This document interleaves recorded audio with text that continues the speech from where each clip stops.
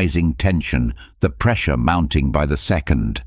And yet, you remain calm, focused, unmoved. It might sound like a superpower, but it's something you can train. And the ancient Stoics knew exactly how.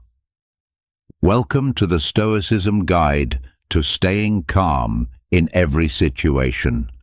In a world where we're constantly triggered by people, news, deadlines, and our own racing thoughts, Stoicism offers a rare gift: composure. Not by ignoring problems, but by facing them with clarity and courage. This philosophy teaches you how to respond instead of react, how to anchor your mind when emotions try to take over, and how to protect your peace in the midst of any storm. In this guide, you'll learn practical, time-tested tools to stay grounded in moments of stress, conflict, and uncertainty, no matter what life throws your way. Calm isn't a luxury, it's a skill, and it starts here. Let's begin. Have you ever felt like someone's words or actions completely derailed your entire day? Perhaps it was a cutting remark from a colleague, a thoughtless gesture from a friend, or even just an unexpected inconvenience that seemed to spiral into something much larger. That familiar frustration wells up inside you, and suddenly your peaceful morning transforms into an emotional battlefield. It's maddening, isn't it? But here's a truth that might surprise you. No one actually has the power to control your emotions unless you deliberately hand that power over to them. What if you could develop the ability to stay calm and unshaken, regardless of what life or other people throw in your direction? Imagine walking through your day with such a deep sense of inner peace that even the most irritating situations couldn't rattle your composure. This isn't merely wishful thinking or some impossible ideal. It's the result of developing genuine emotional mastery, a skill that anyone can learn with the right approach and consistent practice. The journey toward emotional freedom begins with a fundamental shift in understanding.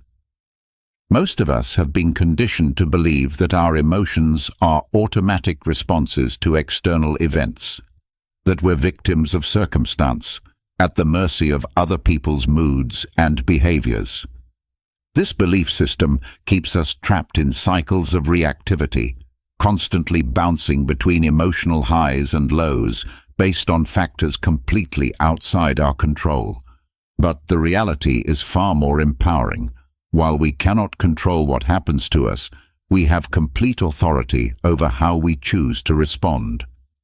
Picture yourself in the middle of a peaceful day, perhaps enjoying your morning coffee, or taking a relaxing walk through the park. Suddenly, someone approaches with harsh words or inconsiderate behavior. In that moment, your tranquility vanishes, replaced by anger, frustration, or hurt. Your immediate thought might be, "Why did they ruin my day?" But here's where the transformation begins. They didn't ruin anything. Your emotional state changed because you allowed their behavior to dictate your internal experience. This isn't about blame or self-criticism. It's about recognizing where your true power lies. Your emotions are your responsibility, not theirs, not anyone else's. No external force has the inherent ability to control how you feel unless you consciously or unconsciously grant that permission. Think of it this way. The world can present you with countless challenges, obstacles, and difficult people, but only you possess the ultimate authority to decide how these experiences will affect your inner state. Consider the analogy of wearing high-quality, noise-cancelling headphones while walking through a bustling city. The chaos of honking cars, construction noise, and loud conversations doesn't simply disappear. It's all still happening around you. However, it doesn't penetrate your peaceful bubble. Mastering your emotional reactions works in exactly the same way. You don't have to allow the noise of other people's behavior, moods, or negativity to invade your mental sanctuary. There's profound wisdom in the understanding that between any stimulus and your response, there exists a space. In that crucial space lies your power to choose how you will react, and within that choice lies your potential for growth, freedom, and genuine peace. When someone cuts you off in traffic, criticizes your work unfairly, or treats you with disrespect, it's natural to want to blame them for the anger or frustration that follows. But what if, instead of automatically reacting, you learned to pause in that sacred space between trigger and response? In that pause, you discover something remarkable: the power to choose calm over chaos, thoughtfulness over impulsiveness, wisdom over reactivity. Let me share a practical example of how this might look in real life. Imagine you're in an important meeting, presenting an idea you've worked hard to develop. A co-worker dismisses your contribution with what feels like unnecessary harshness or even mockery. Your first instinct might be to defend yourself aggressively, to shut down emotionally, or to carry that resentment with you for the rest of the day. But what if you took a different approach? What if, in that moment of potential reactivity, you paused and took a deep breath? You might reflect, is this really about me and my idea, or is this person acting from their own stress, insecurity, or bias? By reframing the situation through this lens of curiosity rather than defensiveness, you immediately neutralize much of its emotional impact. You begin to see the interaction not as a personal attack, but as information about the other person's internal state. This approach doesn't require you to suppress or deny your feelings. Anger, frustration, hurt, and disappointment are all natural human emotions that deserve acknowledgement. The key distinction lies in recognizing that while your feelings are valid and important, they don't have to dictate your actions or define your day. You can feel disappointed by someone's response while simultaneously choosing not to let that disappointment control your behavior or derail your focus. To begin practicing this mindset shift, try implementing this simple 3-step strategy whenever you notice yourself becoming emotionally triggered. First, pause and identify what's happening internally. When you feel that familiar surge of anger, hurt, or irritation, resist the urge to react immediately. Instead, take a moment to breathe deeply and name the emotion you're experiencing. This simple act of identification helps break the automatic reaction cycle that usually follows intense feelings. Second, ask yourself probing questions about the situation. Reflect on why you're feeling this particular way. Is your emotional response primarily about what actually happened, or is it more about your interpretation of what happened? Often we discover that our strongest reactions stem not from the objective facts of a situation, but from the meaning we've assigned to those facts. By examining this distinction, you create distance between yourself and the emotional charge of the moment. Third, consciously choose your response based on your deeper values and long-term peace rather than the heat of the moment. Ask yourself, how do I want to handle this in a way that I'll be proud of later? What response would reflect the person I'm striving to become? This question shifts your focus from reactive emotion to intentional action, helping you respond from your highest self rather than your most triggered state. The freedom that comes from this approach is genuinely transformative. Imagine walking through life unbothered by the random actions of strangers, unshaken by thoughtless remarks, and unaffected by minor inconveniences. When you truly internalize the truth that your reactions are your choice, All of these external irritations begin to lose their grip on your emotional well-being. Every moment presents you with the same fundamental choice. You can allow others to dictate your emotional state, or you can reclaim your power and protect your inner peace. But emotional mastery extends beyond just managing your reactions to difficult people. It also involves releasing yourself from the exhausting burden of expecting others to behave according to your personal standards and values. How often have you found yourself frustrated, disappointed, or even angry because someone didn't act the way you would have in their situation? Perhaps you went out of your way to help a friend, expecting the same consideration in return, only to discover they weren't available when you needed support. That wave of disappointment washes over you, and you think, how could they be so inconsiderate? I would never treat them this way. This kind of thinking, while understandable, sets you up for constant frustration because it's based on an unrealistic premise. People don't operate according to your internal rulebook. They act based on their own experiences, beliefs, priorities, and current circumstances. Expecting others to think, behave, or respond exactly as you would is like trying to control the weather. It's impossible and only leads to unnecessary suffering. Each person you encounter is walking their own unique path, shaped by factors you may never fully understand. When someone does something that annoys, hurts, or disappoints you, it's rarely a reflection of their feelings about you specifically. More often, it's a reflection of their own internal state, their current challenges, or their learned patterns of behavior. Trying to change or control their actions only leaves you feeling powerless and frustrated. Instead of focusing energy on how others should act, try redirecting that same energy toward accepting people as they are. This doesn't mean becoming a doormat or tolerating genuinely harmful behavior.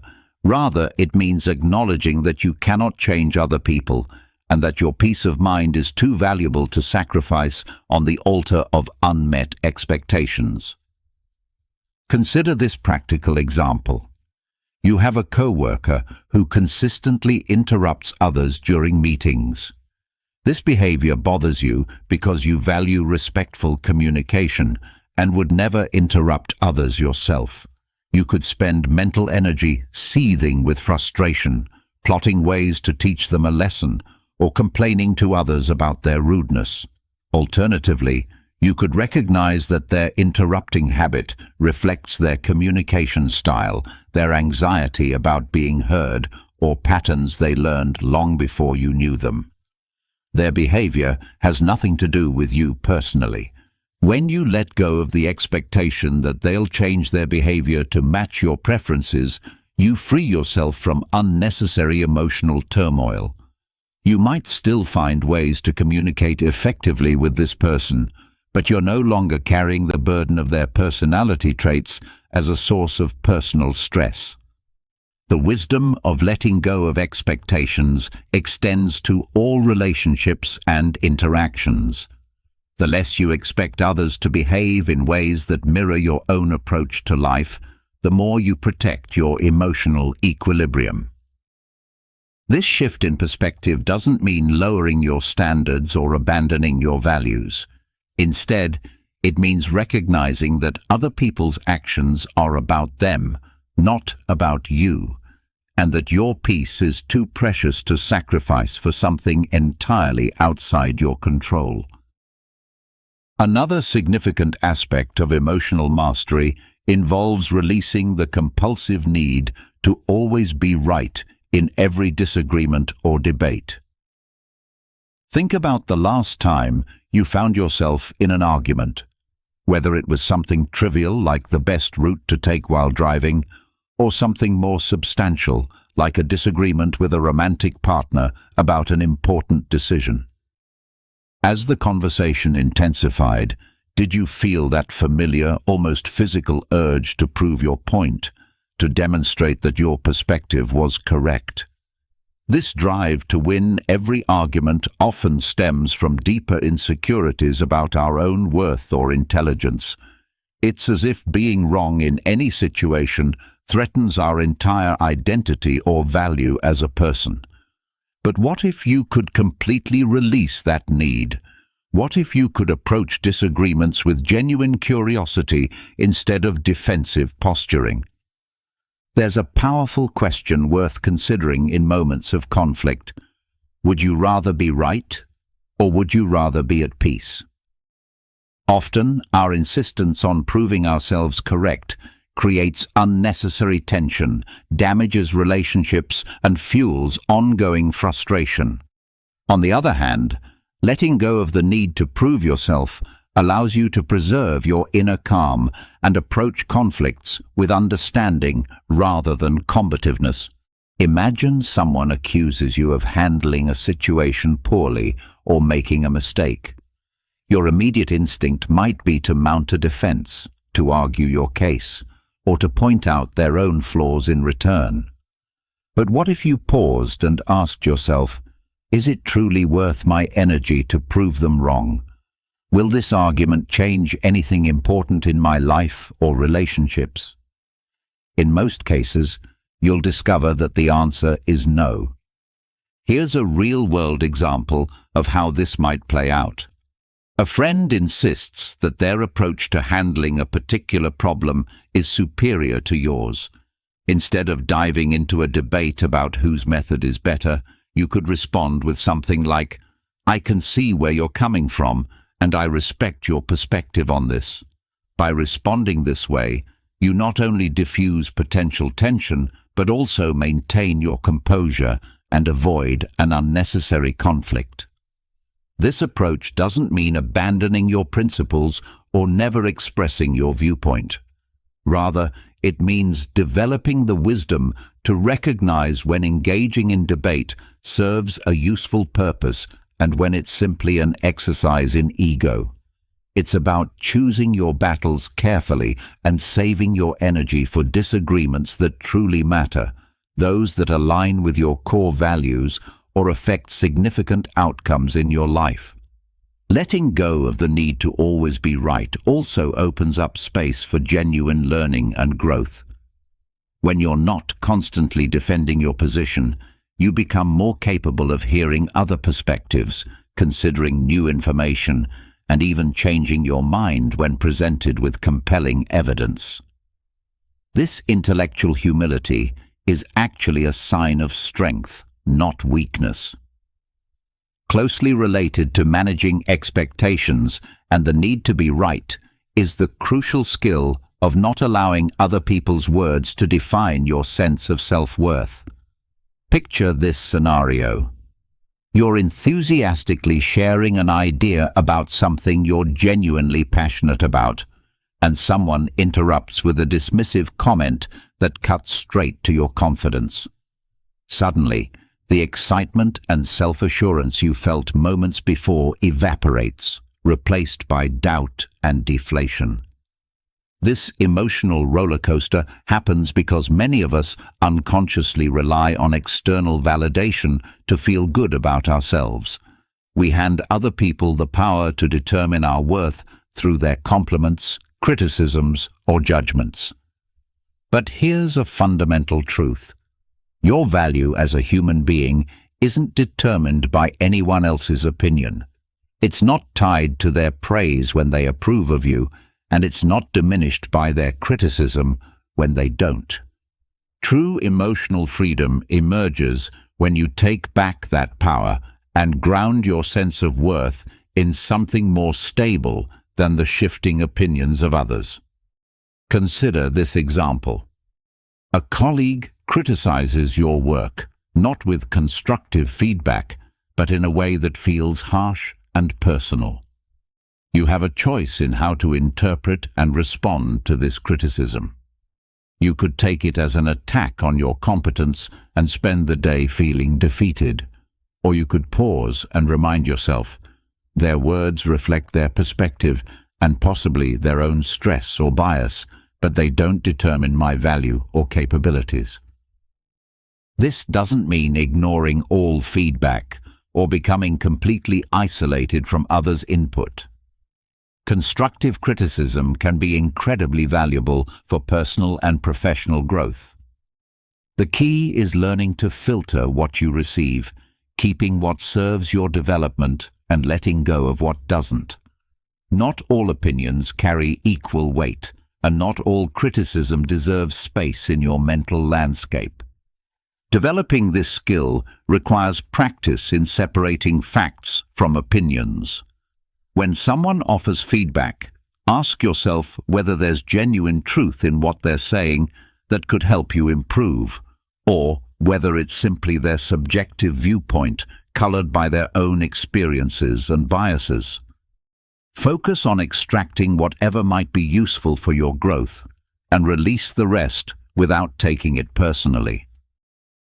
One of the most powerful tools for protecting your emotional well-being is learning to set and maintain healthy boundaries. Imagine this common scenario. A friend calls you in the middle of a busy day, asking for help with something they could probably handle independently.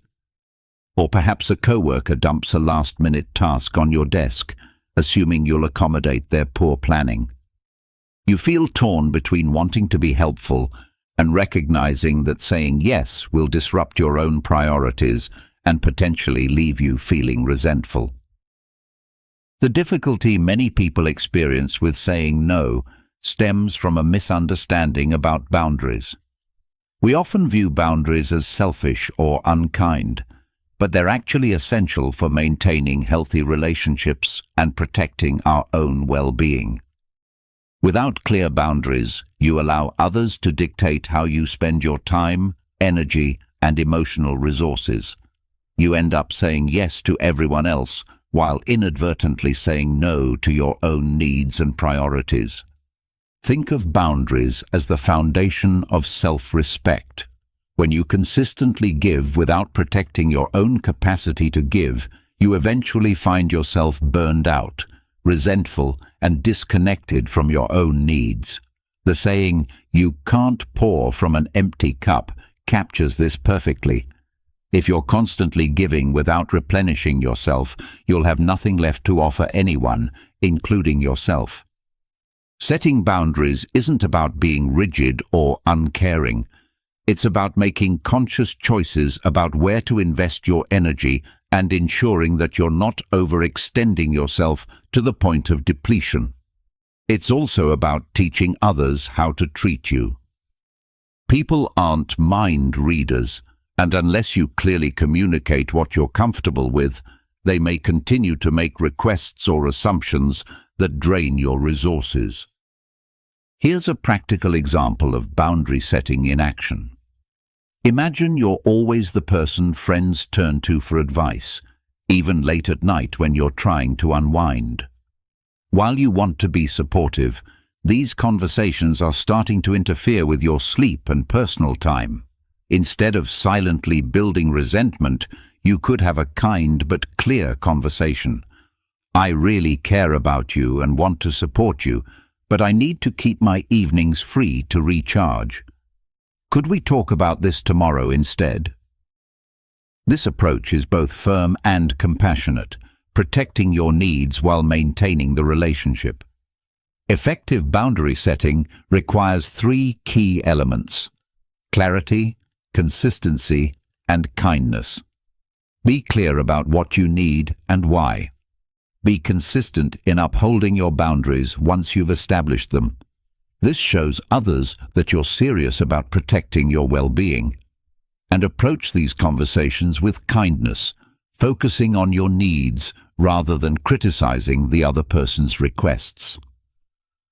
Another transformative aspect of emotional mastery involves learning to detach from the opinions others hold about you. The human need for approval runs deep, but relying on external validation is like chasing shadows. You'll never fully catch what you're seeking. Everyone views the world through their own unique lens, shaped by their personal experiences, unconscious biases, and current emotional state. What someone says about you often reveals more about their internal world than it does about your actual character or worth. When you internalize other people's opinions, whether positive or negative, you essentially give them control over your emotional state and decision-making process. Why allow someone else to write the narrative of your life?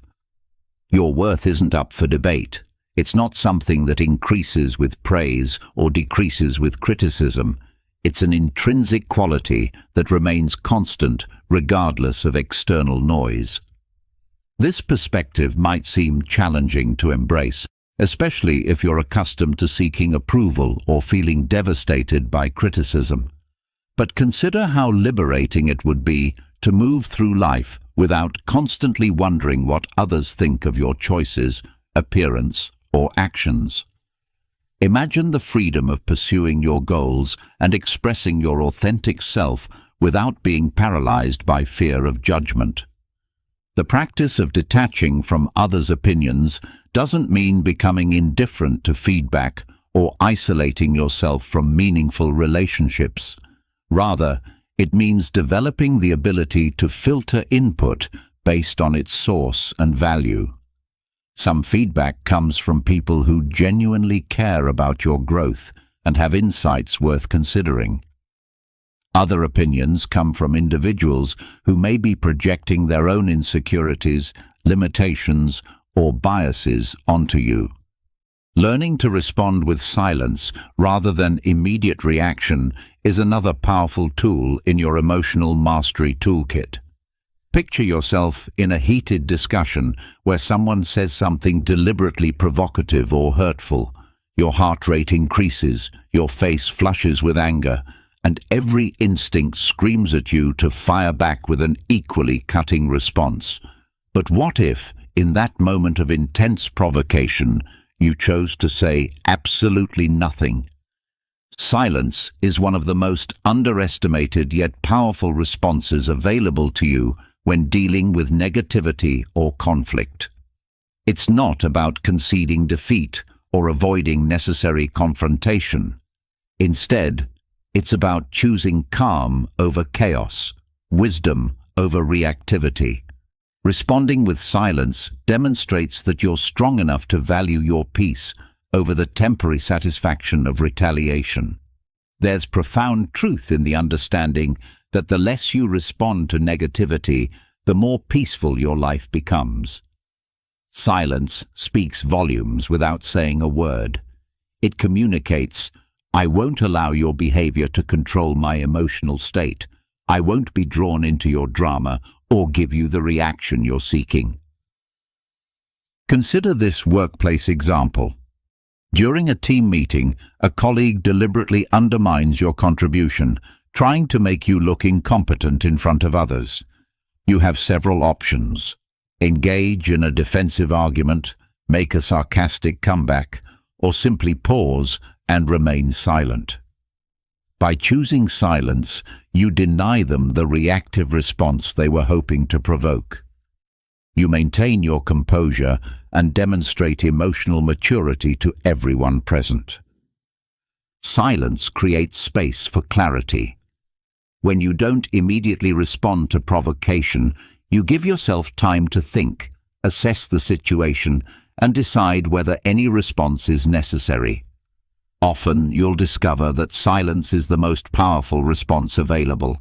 It allows emotions to settle, prevents escalation, and preserves your energy for more important matters. The practice of gratitude offers another pathway to emotional freedom, particularly when dealing with anger or frustration. Imagine you're having one of those days where everything seems to go wrong. Your plans fall apart, someone makes a thoughtless comment, and even small inconveniences feel overwhelming. Anger and frustration start building, and you find yourself thinking, "Why does everything have to be so difficult?" In moments like these, gratitude can serve as a mental reset button. Here's a remarkable truth. You cannot simultaneously feel genuine gratitude and intense anger. These emotional states are incompatible. Gratitude has the power to pull you out of negative spirals and remind you of the good that exists even in challenging situations. This doesn't mean forcing fake positivity or denying legitimate concerns. Rather, it means training your mind to notice and appreciate what's working in your life, even when some things aren't going according to plan. Take a simple example. You're stuck in traffic, running late for an important appointment. Instead of fuming at the cars ahead, try shifting your attention to 3 things you can genuinely appreciate in that moment. Perhaps the fact that you have reliable transportation, the opportunity you're headed toward, or even just the music playing on your radio. This might sound trivial, but this kind of intentional gratitude practice can dramatically alter your emotional state.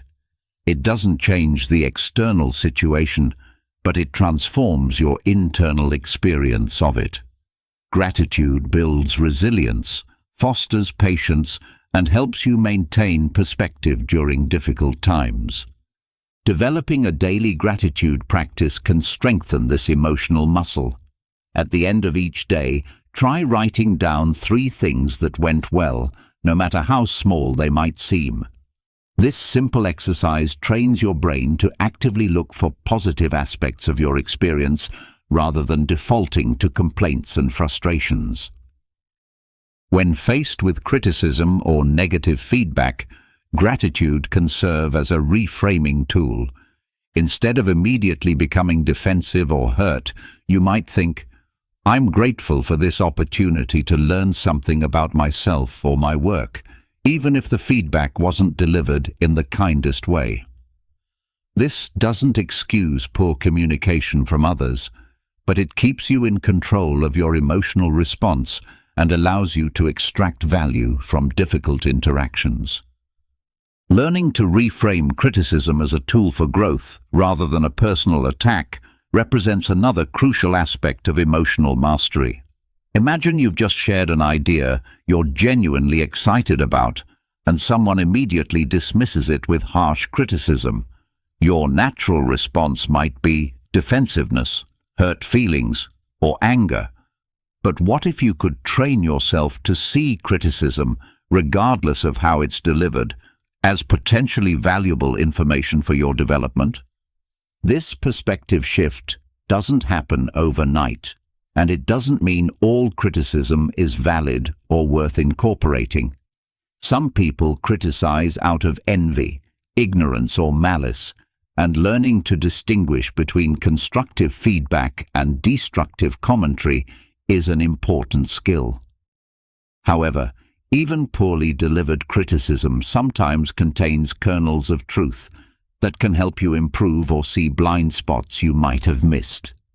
The key is developing the ability to separate the message from the messenger and the content from the delivery method. When someone criticizes your work or ideas, try asking yourself, is there any truth in what they're saying that could help me grow? What can I learn from this feedback, regardless of how it was presented? This approach requires significant emotional maturity because it means putting aside your ego and immediate emotional reactions in service of potential learning. It's challenging work, but the payoff is enormous. When you can extract value from criticism without taking it personally, you become virtually unshakable.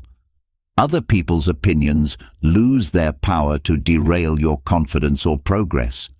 Finally, mastering the art of letting go might be the most transformative skill of all.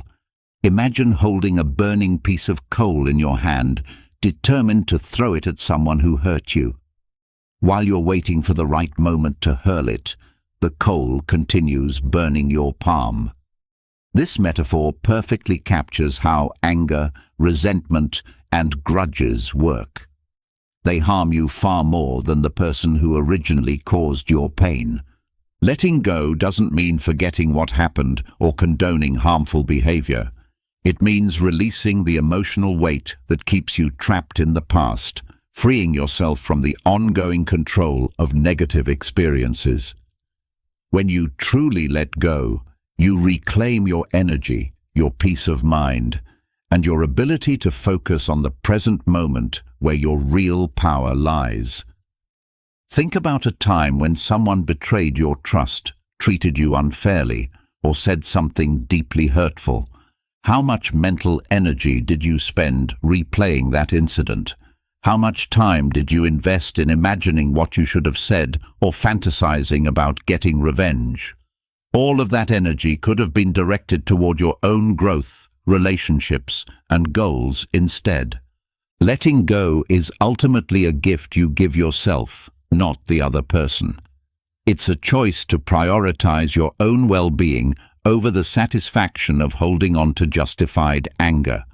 This doesn't mean becoming passive or failing to protect yourself from future harm. It means releasing the emotional charge of past events so they no longer control your present experience.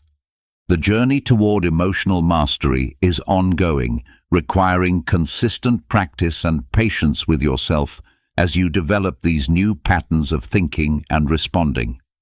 Each time you choose to pause before reacting, set a healthy boundary, respond with silence instead of anger, or let go of something you cannot control, you take another step toward genuine freedom.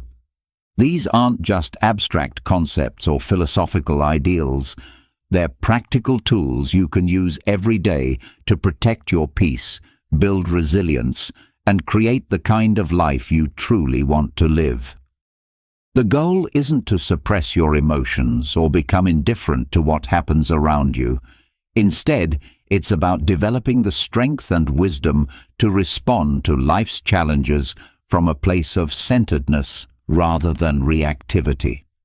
Remember, emotional mastery isn't about what happens to you. It's about how you choose to respond to what happens. That choice, and the power it represents, is always and entirely yours. As you continue practicing these principles, you'll discover that true strength doesn't come from controlling others or external circumstances. It comes from mastering yourself, protecting your energy, and maintaining your peace regardless of the chaos that might swirl around you. The path to living unbothered isn't about avoiding difficult situations or challenging people. It's about developing the inner resources to navigate whatever life presents with grace, wisdom, and unshakable calm. Every moment offers you the opportunity to practice these skills, and with each conscious choice you make, you become more free, more peaceful, and more truly yourself. In the relentless chaos of our contemporary lives, it's remarkably easy to feel as though we're drowning in an endless sea of stress, uncertainty, and overwhelming responsibilities. The modern world seems designed to keep us perpetually off balance, constantly reacting to external pressures rather than responding from a place of inner strength and clarity. Yet, amidst this turbulence, there exists a profound path to calm that has withstood the test of centuries, a philosophical approach that offers not just temporary relief, but lasting transformation of how we experience life itself. Picture this profound possibility. Despite everything that life throws at you, crushing work pressures, complicated personal conflicts, unexpected challenges that seem to come from nowhere, you could learn to stand firm, unshaken, and genuinely serene. This isn't merely a beautiful dream or an impossible ideal reserved for ancient philosophers. It represents the very essence of Stoicism, a practical philosophy that teaches us how to master our emotions, control our reactions, and live with unprecedented inner peace and purpose. Stoicism emerged from ancient Greece and Rome, developed by brilliant minds who understood that true happiness and freedom come not from external circumstances, but from how we choose to interpret and respond to those circumstances. This isn't about becoming emotionally numb or indifferent to life's experiences. Rather, It's about developing such profound inner strength that external events lose their power to dictate your emotional state and derail your sense of well-being. The principles we're about to explore together are not abstract theoretical concepts gathering dust in ancient texts. They are practical, actionable tools that you can implement immediately in your daily life to build genuine resilience, unshakable inner strength, and a deep sense of purpose that no external circumstance can diminish. Whether you're currently struggling with a difficult relationship that seems to drain your energy, feeling completely overwhelmed by mounting responsibilities that never seem to decrease, or simply seeking a deeper, more meaningful sense of purpose in your existence, the timeless wisdom of Stoicism offers profound insights and practical strategies that can help you not just survive, but truly thrive. The journey we're embarking on together will take us through fundamental Stoic teachings that address every aspect of human experience, from learning how to maintain unwavering purpose in life to mastering the subtle but powerful art of emotional control. Each principle we explore represents a stepping stone toward a life where external events no longer have the power to dictate your inner peace, where you become the author of your own emotional experience rather than a victim of circumstance. The foundation of Stoic philosophy rests on a revolutionary understanding. We cannot control what happens to us, but we have complete sovereignty over how we choose to respond. This distinction between what is within our control and what lies beyond it forms the bedrock of all Stoic practice. When you truly internalize this principle, you begin to see that most of your suffering comes not from external events themselves, but from your resistance to those events and the meanings you assign to them. Imagine setting sail on a vast, unpredictable ocean without any clear destination in mind. You would drift aimlessly, completely subject to every shift in the wind and every rise and fall of the waves. This is precisely what life feels like when lived without a firm, clearly defined purpose, directionless, vulnerable, and at the mercy of forces beyond your control. The ancient Stoic teacher Epictetus emphasized the critical importance of having clear, unwavering purposes that guide your decisions and actions. He taught that difficulties reveal a person's true character, and the greater the difficulty, the more glory there is in successfully overcoming it. This insight isn't merely philosophical speculation. It's a direct call to action that can transform how you approach every challenge in your life. When you cultivate and maintain a firm purpose, it functions like a reliable compass that guides you through life's most tumultuous seas. This purpose doesn't materialize spontaneously or by accident. It emerges through dedicated moments of deep, honest reflection on what truly matters to you at the deepest level of your being. Finding your authentic purpose requires moving beyond superficial career goals or material achievements to examine the fundamental principles and values you want to dedicate your entire life to embodying. This process involves asking yourself profound questions that many people spend their entire lives avoiding. What do you genuinely stand for when no one is watching? What kind of person do you aspire to become, not just in terms of external success, but in terms of character and integrity? What legacy do you want to leave behind that extends far beyond material accomplishments? These questions demand courage to answer honestly because they require you to look beyond societal expectations and external validation to discover what resonates most deeply with your authentic self.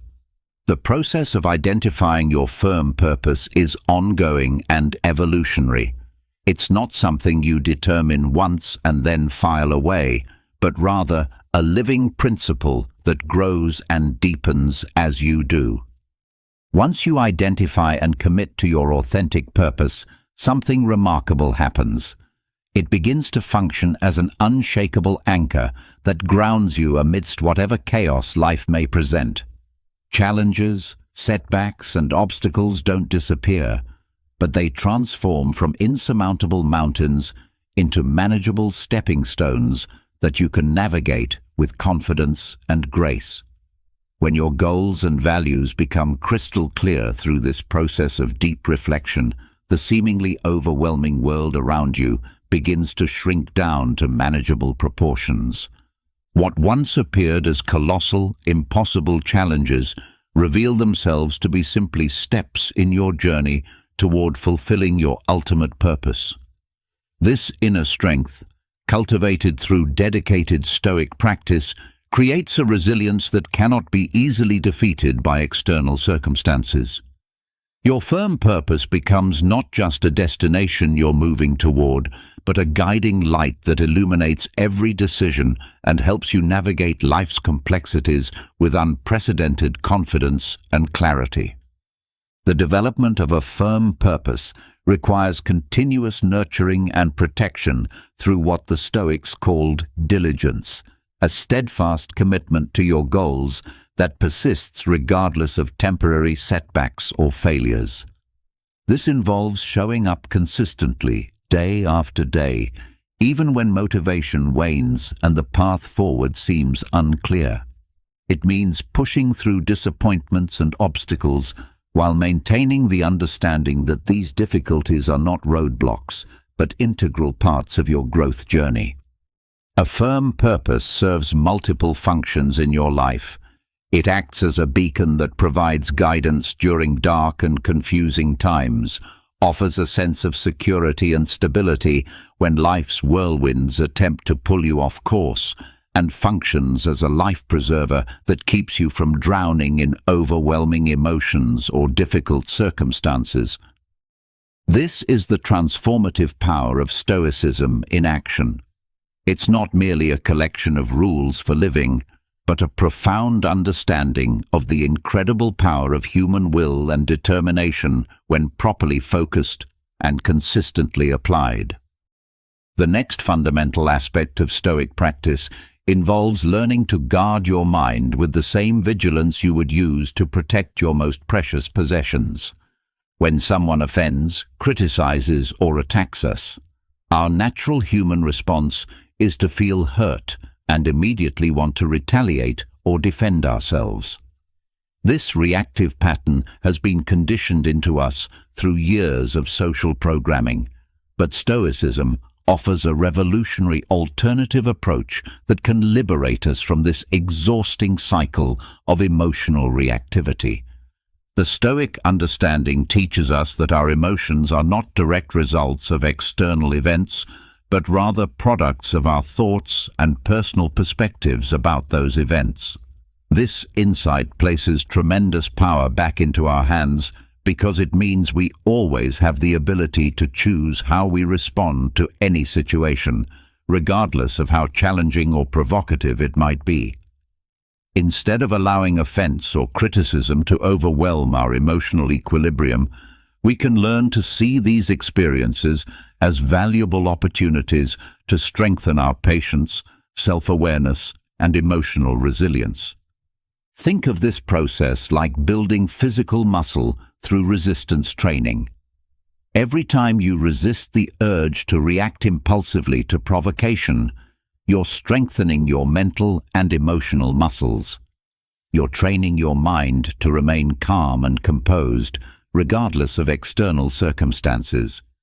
This kind of mind control isn't about suppression or denial of emotions.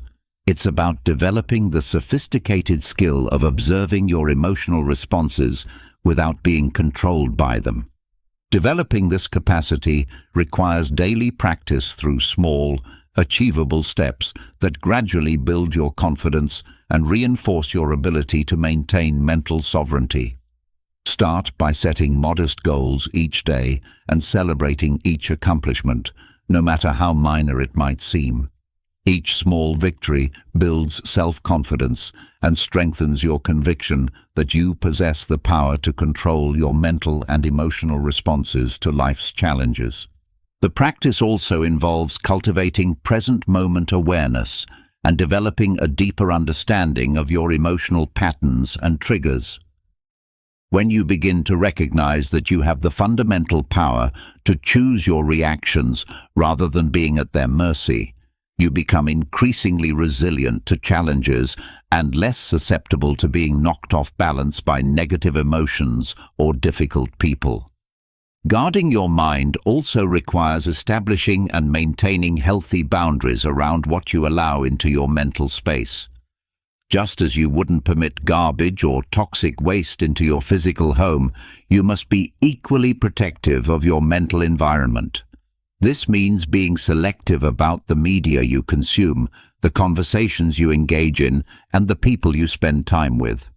Surround yourself with positive influences that genuinely uplift and inspire your growth, rather than those that drain your energy or reinforce negative thinking patterns.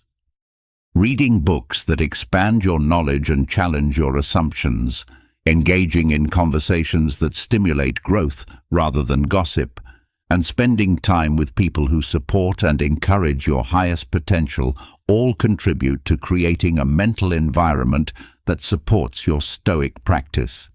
This isn't about creating an unrealistic bubble of positivity, but rather about being intentional and discriminating about the influences you allow to shape your thoughts and perspectives. Regular mindfulness or meditation practice serves as one of the most effective tools for developing the gap between stimulus and response that is central to Stoic philosophy. These practices help you become increasingly aware of your thoughts and emotions as they arise, creating space between what happens to you and how you choose to respond. In that crucial space lies your power and freedom, the ability to respond from wisdom rather than react from emotion. Another essential Stoic principle involves learning to handle criticism and negative feedback with grace and wisdom, rather than defensiveness or emotional reactivity. Epictetus taught that while we cannot control the opinions or actions of others, we maintain complete control over how we choose to react to them.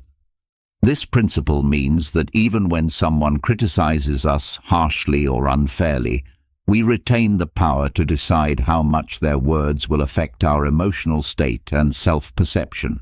In our interconnected modern world, this translates to accepting that everyone operates from their own unique perspectives and value systems, which may not always align with ours.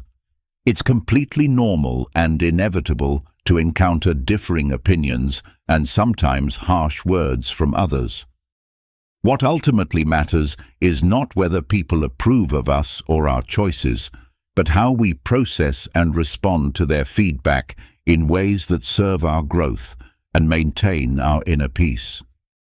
The first step in handling criticism effectively involves developing deep self-understanding and self-awareness. When you have a clear understanding of your motivations, values, and the reasons behind your actions, criticism from others naturally loses much of its emotional sting. If you know with certainty that you are acting according to your principles and authentic values, negative words from others become far less significant and emotionally disruptive. This self-awareness creates a strong internal foundation that protects you from being easily swayed by external opinions or validation-seeking behaviors. When faced with criticism, instead of immediately reacting defensively or emotionally, the Stoic approach involves pausing and reflecting thoughtfully. Ask yourself whether there might be any truth or valuable insight contained within the criticism, even if it was delivered in a harsh or inconsiderate manner. This doesn't mean you must accept all criticism as valid or automatically change your behavior based on others' opinions. Rather, it demonstrates the kind of maturity and wisdom that can extract useful information from difficult interactions while maintaining your emotional equilibrium and self-respect. Sometimes even poorly delivered feedback contains kernels of truth that can contribute to your personal or professional development if you're open to considering them objectively. Stoicism also emphasizes the crucial importance of practicing patience and gentleness in your responses to criticism. Patience allows you to maintain your composure and avoid reacting hastily or negatively when others disagree with or attack your choices. Gentleness helps you preserve good relationships with others, even when they're being critical or unreasonable, because you're responding from your highest self rather than your triggered emotions. The practice of handling criticism also involves developing what might be called thick skin, not in the sense of becoming indifferent or callous, but rather building genuine resilience and perspective. This means understanding that not all criticism is actually about you personally. Sometimes people criticize others because of their own insecurities, frustrations, unresolved issues, or simple misunderstandings of the situation. By recognizing this dynamic, you can learn to depersonalize criticism and prevent it from affecting your self-worth or derailing your confidence. You begin to see criticism as information about the other person's internal state rather than an objective assessment of your character or capabilities. This shift in perspective is tremendously liberating because it removes the emotional charge from others' negative opinions. The Stoic approach to handling offense represents one of the most transformative aspects of this philosophy. Epictetus taught that what truly frightens and dismays us is not external events themselves, but rather how we choose to think about and interpret those events. This means that when someone offends you through their words or actions, it's not their behavior that causes your emotional pain. It's your perception and reaction to that behavior. This insight is profoundly liberating because it shifts control from external circumstances back to your internal world, where you actually have the power to make meaningful changes. Transforming offense isn't about denying or suppressing your emotions when someone hurts you. Feeling hurt or angry is a natural human response that deserves acknowledgement and respect. Rather, it's about learning to acknowledge these emotions without being controlled or dominated by them. The practice involves creating conscious space between the stimulus of someone's offensive behavior and your response to it. In that space lies your power to choose a response that aligns with your values and long-term goals, rather than simply reacting from emotional impulse. This space allows you to respond from wisdom rather than wound, from strength rather than reactivity. One practical method for transforming offense involves cognitive reframing, consciously choosing to look at difficult situations from different perspectives. When you feel offended, try shifting your focus from the negative aspects to potential learning opportunities. This doesn't mean you have to agree with the person who offended you or excuse their behavior, but it allows you to extract any possible lessons and use the experience for personal growth. For instance, if a friend criticizes your lifestyle choices in a way that feels hurtful, instead of taking it personally and responding defensively, you might consider whether there's any merit to their observation or whether it's an opportunity to reaffirm your commitment to your chosen values. This approach transforms potentially destructive interactions into opportunities for self-reflection and character development. Stoicism also emphasizes the importance of practicing empathy when dealing with offensive behavior. When someone offends you, try putting yourself in their position and considering what they might be experiencing that's causing them to act in hurtful ways. This perspective doesn't excuse bad behavior, but it helps you respond with compassion and understanding rather than anger and resentment. It recognizes that everyone faces struggles and challenges that may cause them to act in ways that aren't their best selves.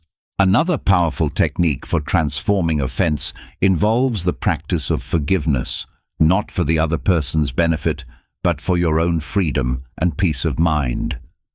Holding on to offense and resentment is like drinking poison and expecting the other person to suffer the consequences. By choosing to forgive, you free yourself from the burden of carrying negative emotions that only harm your own well-being and cloud your judgment. Forgiveness in the Stoic sense doesn't mean condoning offensive behavior or pretending it didn't happen. Rather, it means releasing the emotional charge and choosing not to let the incident continue, affecting your peace of mind and emotional state. It's a gift you give yourself that allows you to move forward with clarity and inner peace rather than being trapped in cycles of resentment and anger. The Stoic understanding of fear and shame represents another crucial area for developing emotional mastery and inner strength. Epictetus pointed out a profound truth that many people never fully grasp. We ourselves are the ones who assign meaning to events, thus creating fear and shame within our own consciousness. This means that these difficult emotions are not inherent qualities of situations themselves, but rather products of our interpretations and the stories we tell ourselves about what's happening. Once you truly understand this principle, you can begin to fundamentally change the way you perceive and respond to fear and shame, transforming them from paralyzing emotions into opportunities for growth and self-discovery. Fear often arises from uncertainty about the future or anticipation of negative outcomes.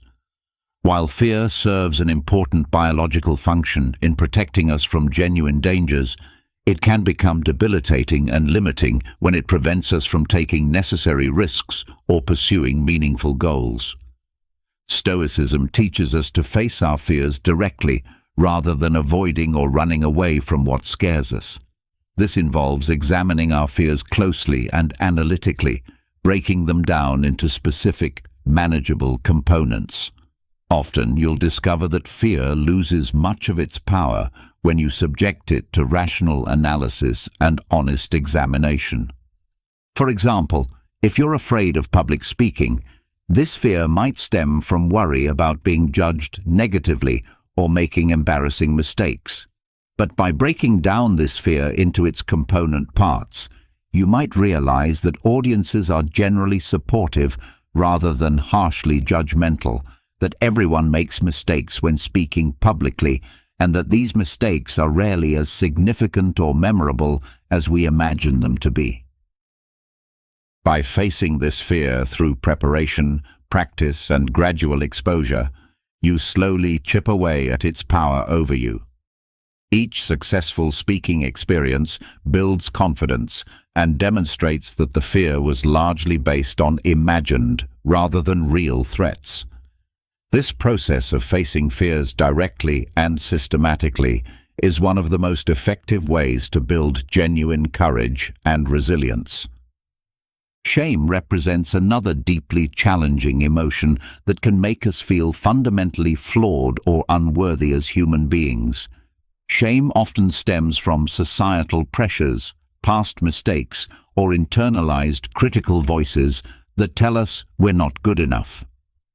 Stoicism teaches us to confront shame with courage and self-compassion, rather than allowing it to define our self-worth or limit our potential. The Stoic approach to shame involves accepting our inherent imperfections as human beings while learning from our experiences rather than being defined or paralyzed by them. This requires honest self-reflection about past mistakes combined with a commitment to growth and self-improvement, rather than self-condemnation and emotional self-punishment. When you feel ashamed of a past mistake or failure, the Stoic practice involves facing it directly rather than avoiding or suppressing the uncomfortable feelings. Reflect on what happened and why. Extract whatever lessons are available and then use that knowledge to make better choices moving forward. This process transforms shame from a source of self-loathing into valuable information for personal development. Self-forgiveness plays a crucial role in overcoming shame. Holding on to shame keeps you trapped in cycles of self-criticism that prevent growth and healing. By learning to forgive yourself, acknowledging mistakes without excusing them, learning from them, and then releasing the emotional charge, you create space for positive change and forward movement. The practice of anticipating obstacles represents another fundamental Stoic principle that builds resilience and emotional stability. Epictetus suggested that by envisioning potential difficulties along our path, we prepare ourselves to face them with calm thoughtfulness rather than being caught off guard by unexpected challenges. This practice isn't about pessimism or expecting the worst possible outcomes, but rather about realistic preparation and mental resilience. When you anticipate potential obstacles, you're not caught off guard when difficulties arise. Instead, you've already considered possible solutions and prepared mentally for various scenarios. This preparation reduces the emotional impact of setbacks and allows you to respond more effectively when challenges actually occur. One practical technique for implementing this principle is called premeditatio malorum, or the premeditation of evils. This involves taking time to visualize potential challenges and mentally rehearse how you would respond to them. For example, before an important presentation, you might consider what could go wrong, technical difficulties, challenging questions, or even personal nervousness, and plan your responses to these scenarios. This practice isn't about dwelling on negativity or becoming anxious about potential problems. Rather, it's about building mental resilience and adaptability. When you've mentally rehearsed handling difficulties, you're less likely to be thrown off balance when they occur. You become more flexible and capable of maintaining your composure, which is a hallmark of Stoic philosophy. Anticipating obstacles also involves maintaining flexibility and openness to change. Life rarely unfolds exactly as we plan, and rigid expectations often lead to disappointment and unnecessary stress. By anticipating that things may not go as expected, you can remain adaptable and adjust your plans as circumstances require. This flexibility is essential for navigating life's uncertainties with grace and effectiveness. The concept of building inner strength through conscious choice and practice forms the very heart of Stoic philosophy. Epictetus famously taught that it's not what happens to you, but how you react to it that matters. This simple yet profound statement captures the essence of where true power lies, not in changing external circumstances, which are often beyond our control, but in mastering our internal responses and maintaining sovereignty over our own consciousness. Inner strength is cultivated through consistent self-awareness and deliberate practice, rather than being something you either have or don't have. It begins with learning to recognize and observe your emotions without being overwhelmed or controlled by them. This doesn't mean suppressing or denying your feelings, but rather developing the capacity to witness them with some degree of objectivity and choice about how to respond. When you become aware of your emotional triggers and patterns, you gain the ability to manage your reactions more skillfully. This self-awareness represents the foundation of inner strength because it gives you information about your internal landscape and creates options for how to respond to challenging situations. Stoicism emphasizes the crucial importance of distinguishing between what lies within your control and what exists beyond it. This distinction forms the foundation of inner peace and effective action. We cannot control other people's actions, opinions, or decisions, but we maintain complete authority over our attitudes, responses, and the meaning we assign to events. By consistently focusing your energy and attention on what you can actually influence, you conserve your resources and reduce unnecessary stress and frustration. Forgiveness represents another powerful component of inner strength. Holding on to grudges and resentment drains your energy and clouds your judgment, keeping you emotionally tied to past hurts rather than free to move forward. Stoicism teaches us to practice forgiveness not as a favor to others, but as a gift to ourselves that releases us from the burden of carrying negative emotions. This forgiveness doesn't require condoning harmful behavior or pretending that hurtful actions didn't matter. Rather, it involves releasing the emotional charge of past events so they no longer have power over your present experience. By forgiving, you create space for healing, growth, and new possibilities rather than remaining trapped in cycles of resentment and anger. Building inner strength also requires developing resilience through viewing setbacks and challenges as opportunities to strengthen your character. Life inevitably presents ups and downs, difficulties and successes. The key lies in approaching these experiences as chances to practice resilience, patience, and perseverance. Every challenge you face becomes an opportunity to build your capacity for handling future difficulties with greater skill and composure. The practice of restraining impulsive actions represents another essential aspect of Stoic training. This principle involves developing the ability to pause between feeling an impulse and acting on it, creating space for reflection and conscious choice rather than automatic reaction. This isn't about suppressing emotions or pretending they don't exist, but rather about acknowledging feelings while choosing actions based on reason and values rather than immediate emotional impulses. Consider the common experience of driving in heavy traffic when another driver cuts you off unexpectedly. Your immediate reaction might be anger or even road rage, with impulses to honk aggressively or shout at the other driver.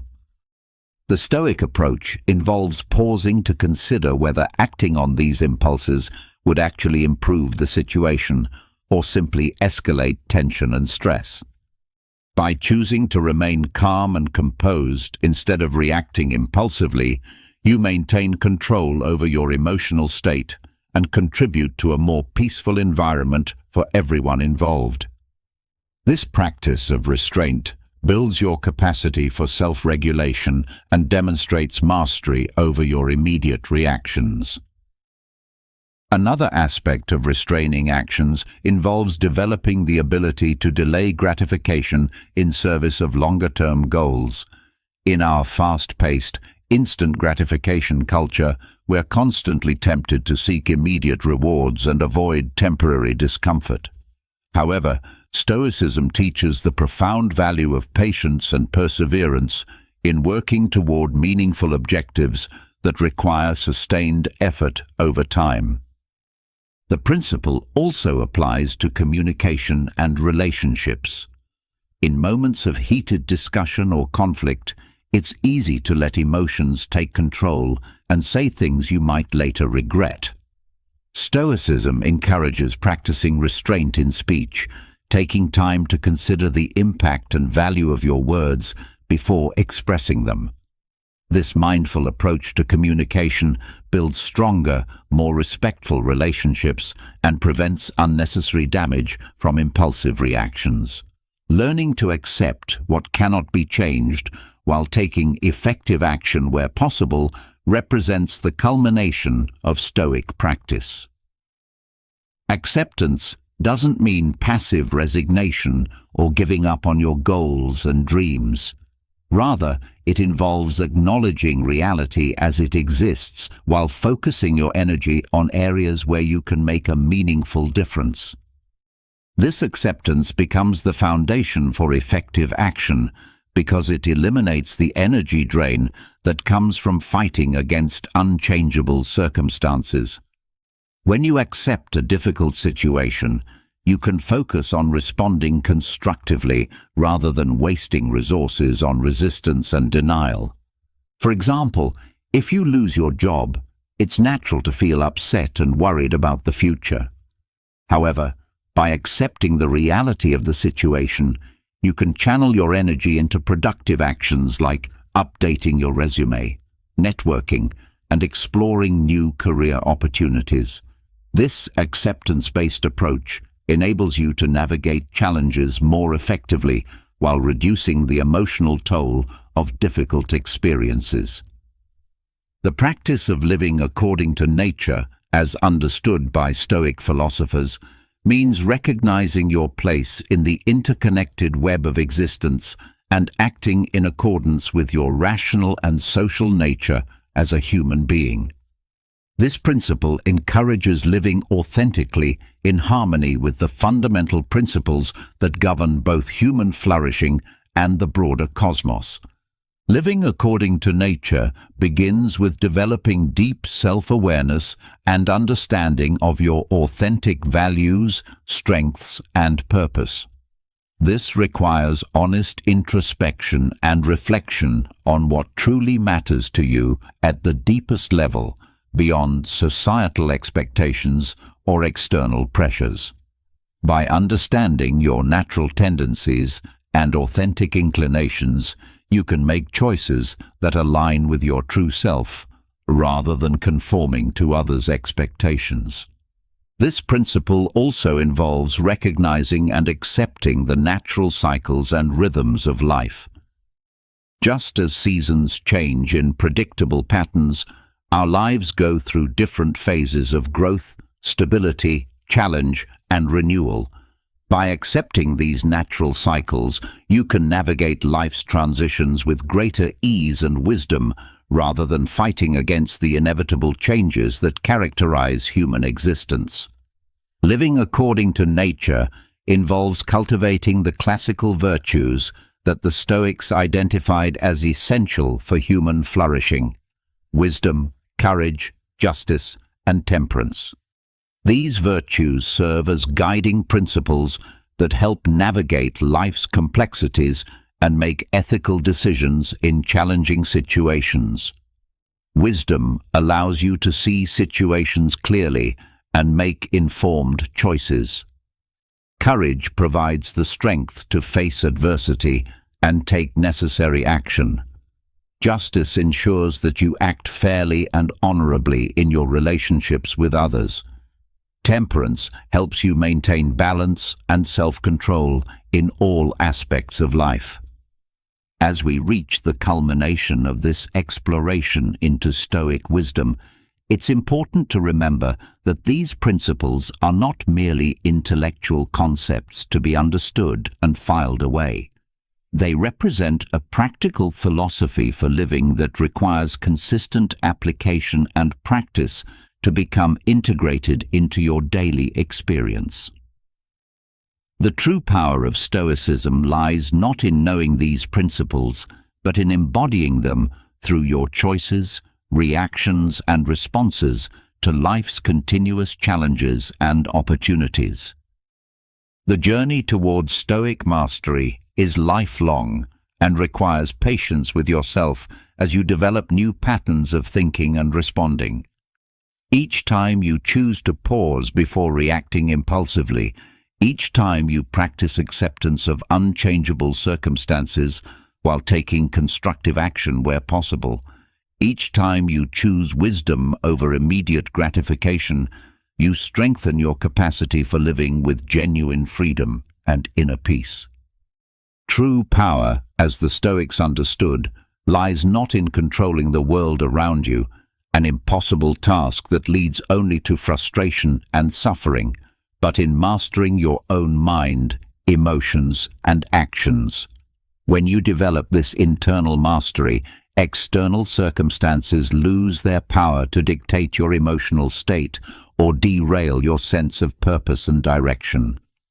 The wisdom of Stoicism offers a path to genuine liberation from the tyranny of external circumstances and other people's opinions. It provides practical tools for building unshakable resilience, maintaining inner peace regardless of external turbulence, and living with authentic purpose and meaning. These ancient insights remain as relevant and powerful today as they were 2,000 years ago, because they address the fundamental aspects of human nature and experience that transcend cultural and historical boundaries. As you continue on your own journey of growth and self-discovery, carry these Stoic principles with you, not as rigid rules to follow, but as flexible guidelines that can be adapted to your unique circumstances and challenges. Let them serve as a compass that points you toward wisdom, courage, and inner peace, regardless of what storms or calm seas lie ahead on your path through life. Imagine living with unshakable peace, where nothing and no one has the power to disturb you, where criticism, offenses, and problems stop stealing your calm. Sounds impossible, doesn't it? But the Stoics achieved exactly this. While the world reacted with rage and frustration, they maintained serenity. Not because they didn't feel emotions, but because they had learned to master them. Today, I'm going to reveal how you can do the same. If you apply these teachings, you'll never again become angry or bothered by anyone, not because the world changes, but because you will have changed. The journey to emotional mastery begins with understanding the profound, destructive nature of anger itself. Anger stands as one of the most devastating emotions the human being can experience. It doesn't merely damage those around us, it corrodes us from within, weakening our minds and dragging us toward decisions we will inevitably regret. The Stoics considered anger one of the greatest threats to virtue, because when anger takes control, we cease to be rational and become slaves to our impulses. Anger is not a sign of strength, but of weakness, proof that we have lost dominion over ourselves. Anger resembles an uncontrolled fire. It begins with a spark, perhaps a misunderstood word, an action we consider unjust, or an unexpected obstacle. If we give it oxygen through ruminating thoughts, it grows rapidly until it becomes a blaze that destroys our mental clarity, our relationships, and our well-being. Marcus Aurelius warned that the best way to combat anger is to prevent it from being born in the first place. If we learn to recognize its first signs, we can extinguish it before it consumes us completely. The consequences of anger are devastating. It not only provokes unnecessary conflicts, but also affects our health. Science confirms what the Stoics already knew. Anger elevates blood pressure, weakens the immune system, and can trigger cardiovascular problems. It's not just a momentary emotion. It's poison that, if allowed to grow, destroys both body and mind. Epictetus taught that it's not external circumstances that disturb us, but our interpretation of them. If someone insults us, it's not the insult that damages us, but the importance we give it. Learning to control our perception is the first step to mastering anger. When we let ourselves be carried away by anger, our actions become irrational. In the moment, it seems justifiable to shout, insult, or even hit something. But when the storm passes, we realize we've only made the situation worse. A fit of anger can destroy relationships that took years to build. An impulsive comment can leave wounds that never fully heal. Seneca said that anger is like momentary delirium, a state in which we cease to be masters of our words and actions. If we observe ourselves carefully, we'll see that most of our angry reactions are disproportionate and lacking logic. Imagine an argument with a loved one. In the heat of the moment, harsh words seem necessary, but once everything calms down, we realize we could have handled the situation with more wisdom. Most problems can be resolved through dialogue and patience, but anger blinds our capacity to reason. Instead of seeking solutions, we seek revenge, and with this, we only fuel a cycle of resentment and pain. The Stoics teach us that the best way to combat anger is through self-discipline and reflection. Marcus Aurelius recommended remembering that life is short and that most problems that enrage us are insignificant in the grand scheme of things. Seneca suggested practicing patience and indifference to provocations. True strength lies not in responding with violence, but in maintaining calm when everything around us seems designed to take us out of control. Anger is an internal enemy, a beast that, if not tamed, can consume us. But the good news is that we can train ourselves not to be dragged along by it. The next time you feel anger arising, stop and ask if it's really worth it. Remember that no external force has power over you unless you give it that power. Peace is not found in the absence of provocations, but in the capacity to face them with equanimity and control. All negative emotions arise from unmet expectations. These emotions don't emerge from what happens, but from what we expected to happen that didn't occur. Frustration, anger, sadness, resentment. All these feelings have a common root: the difference between reality and our expectations. When we believe the world should behave in a certain way, and it doesn't, we feel betrayed. But in reality, the failure lies with us, in the distorted image we created in our minds. We cling to an illusion, and when reality destroys it, instead of adapting, we react with suffering. We get angry because people don't act as we want, because results aren't what we expected, because life doesn't follow the script we wrote in our minds. We believe we deserve certain treatments, certain successes, certain clear paths. But the world doesn't follow our rules. Frustration doesn't come from the event itself, but from the clash between what we desired and what actually occurred. Seneca said we suffer more in our imagination than in reality, because what hurts us most is not what happens, but our interpretation of it. If we learn to accept events without resistance, we could avoid much unnecessary pain. Imagine someone who believes their partner will never cheat because that's how it should be. They've built an expectation based on their own vision of what's right.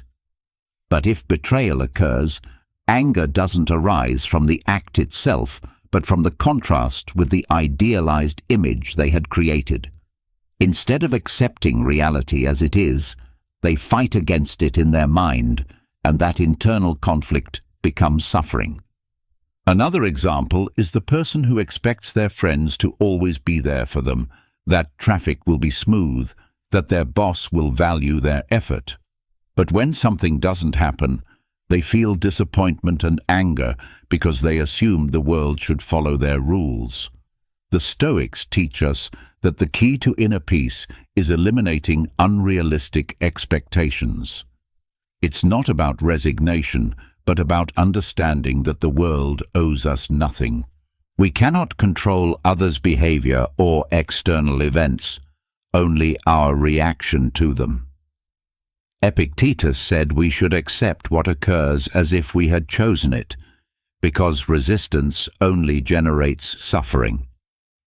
If we stop expecting people to treat us in a certain way, if we accept they can fail us, that life doesn't follow a predictable order, we eliminate much stress and frustration.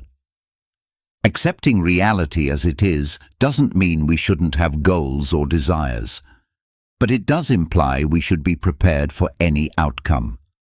We can strive to achieve something, but without clinging to the idea that it must happen exactly as we want. Otherwise, failure will destroy us.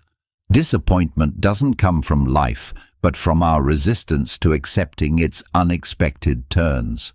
A Stoic understands that everything changes, that nothing is guaranteed, and therefore doesn't allow their emotions to be dictated by external factors.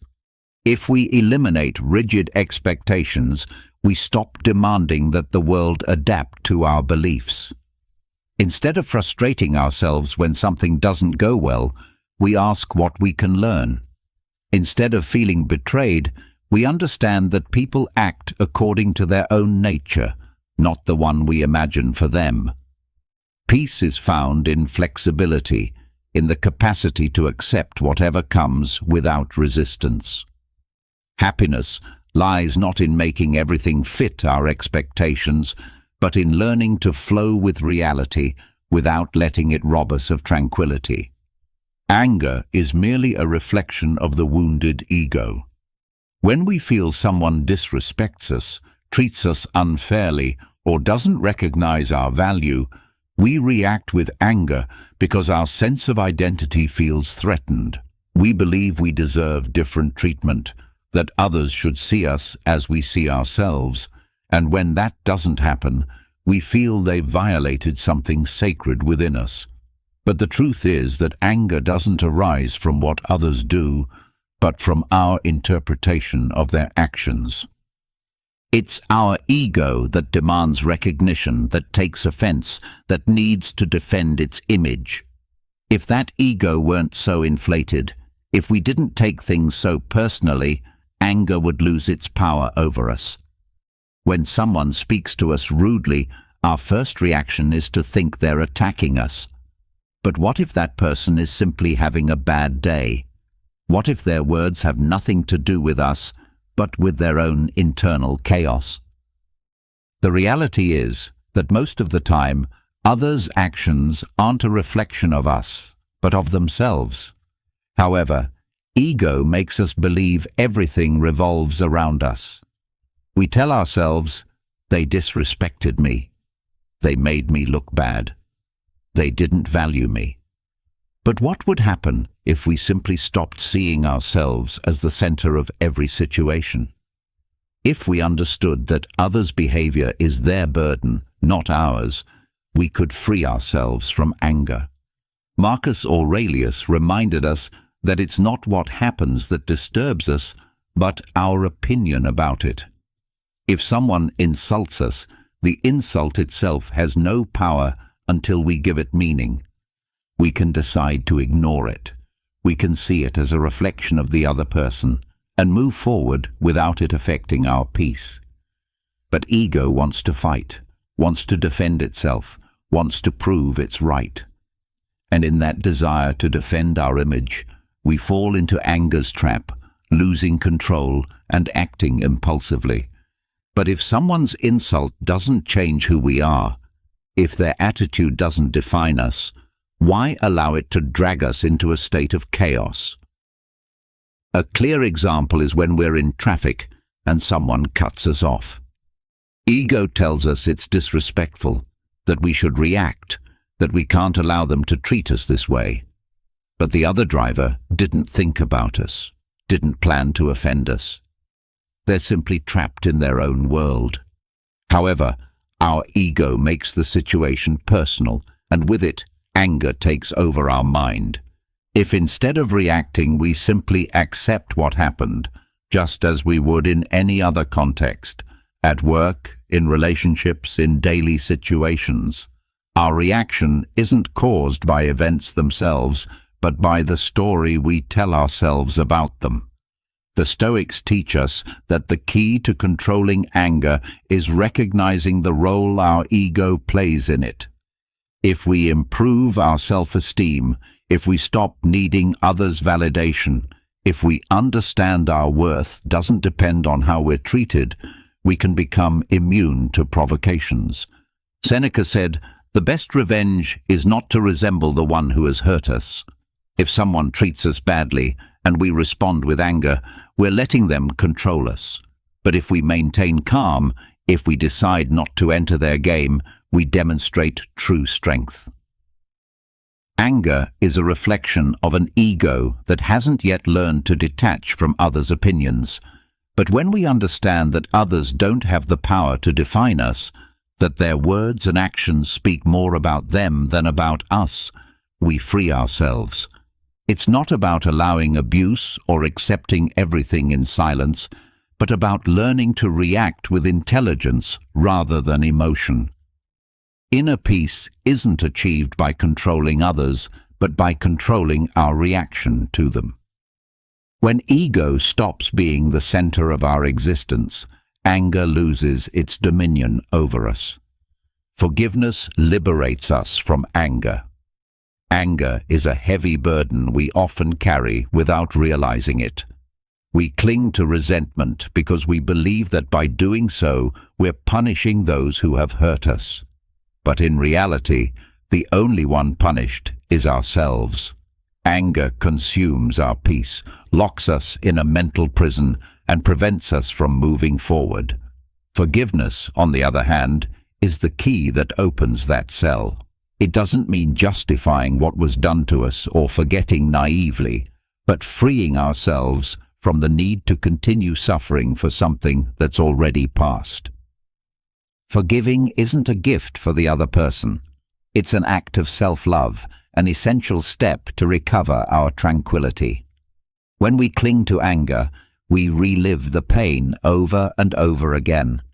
Our mind becomes a battlefield where the past remains present, where we continue giving power to those who hurt us. But why carry that anger? Marcus Aurelius said the best punishment for those who have hurt us is not to resemble them. If someone betrayed us, offended us, or hurt us, continuing to feel resentment only prolongs the control that person has over us. Forgiving, on the other hand, returns power to us, allows us to let go of the weight and move forward without the past defining us. Resentment is an ego trap. It makes us believe that if we forgive, we're showing weakness. But reality is the opposite. Strength lies in those who have control over their emotions, in those who decide to let go of what hurts them instead of clinging to it.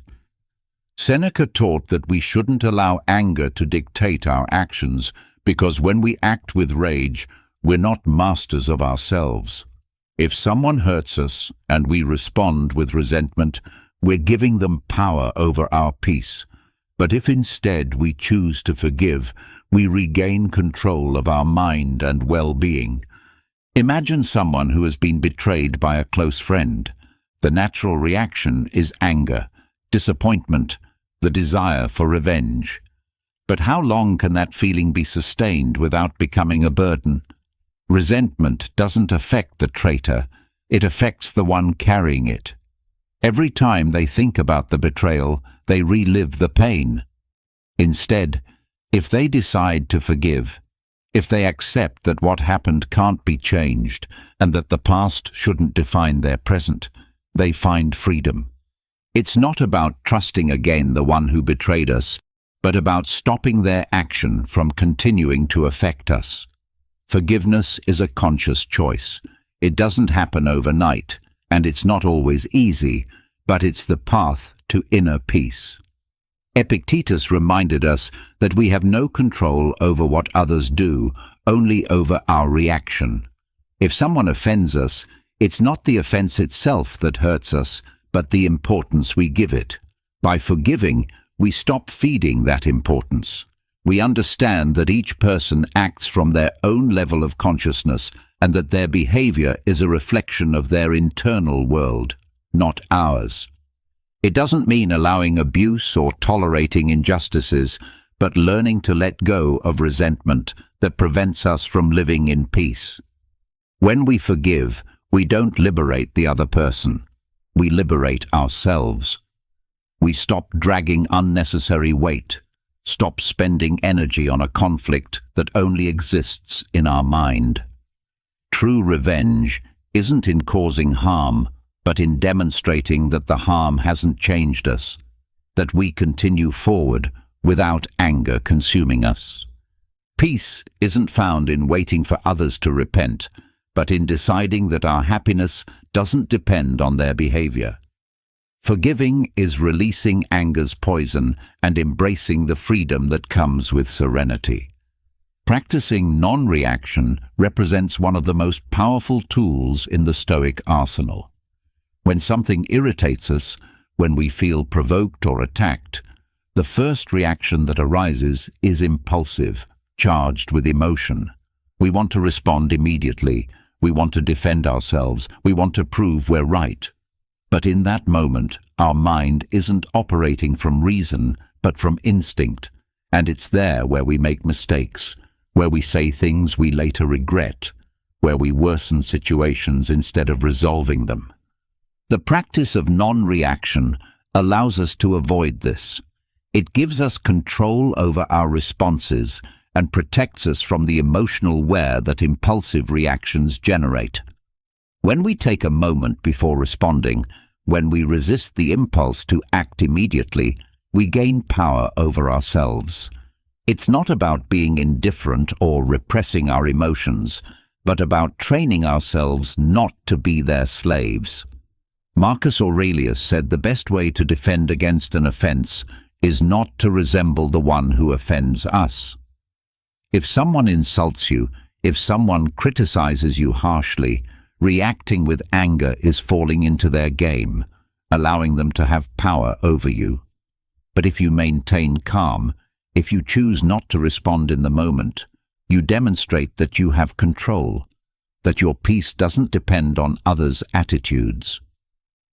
In daily life, opportunities to practice non-reaction are constant. A co-worker who makes a hurtful comment, an aggressive driver in traffic, a family member who seeks to argue. In each of these moments, the decision is in your hands. You can react immediately and feed the conflict, or you can give yourself a break, observe the situation with distance, and respond with intelligence. Epictetus taught that it's not what occurs that affects us, but the way we interpret it. If someone criticizes you in a meeting and you take it as a personal attack, you get angry and react defensively. But if instead you take a moment, breathe, and analyze whether it's really worth responding, you can act with calm and professionalism without allowing emotion to control your behavior. Non-reaction is a show of strength. Most people act on impulse, enslaved by their emotions. When someone irritates them, they react without thinking, letting anger take control. But true power lies in those capable of resisting that first reaction, in those who know they don't need to prove anything, in those who choose when and how to act. Seneca reminded us that time is a great filter for emotions. What today seems like an unforgivable offense will lose importance in a few days. What now irritates us deeply will seem insignificant in a few hours. That's why not reacting immediately allows us to gain perspective, gives us the opportunity to see the situation clearly before deciding what to do. Practicing non-reaction doesn't mean accepting everything in silence or letting others walk over us. It means acting from reason, not emotion.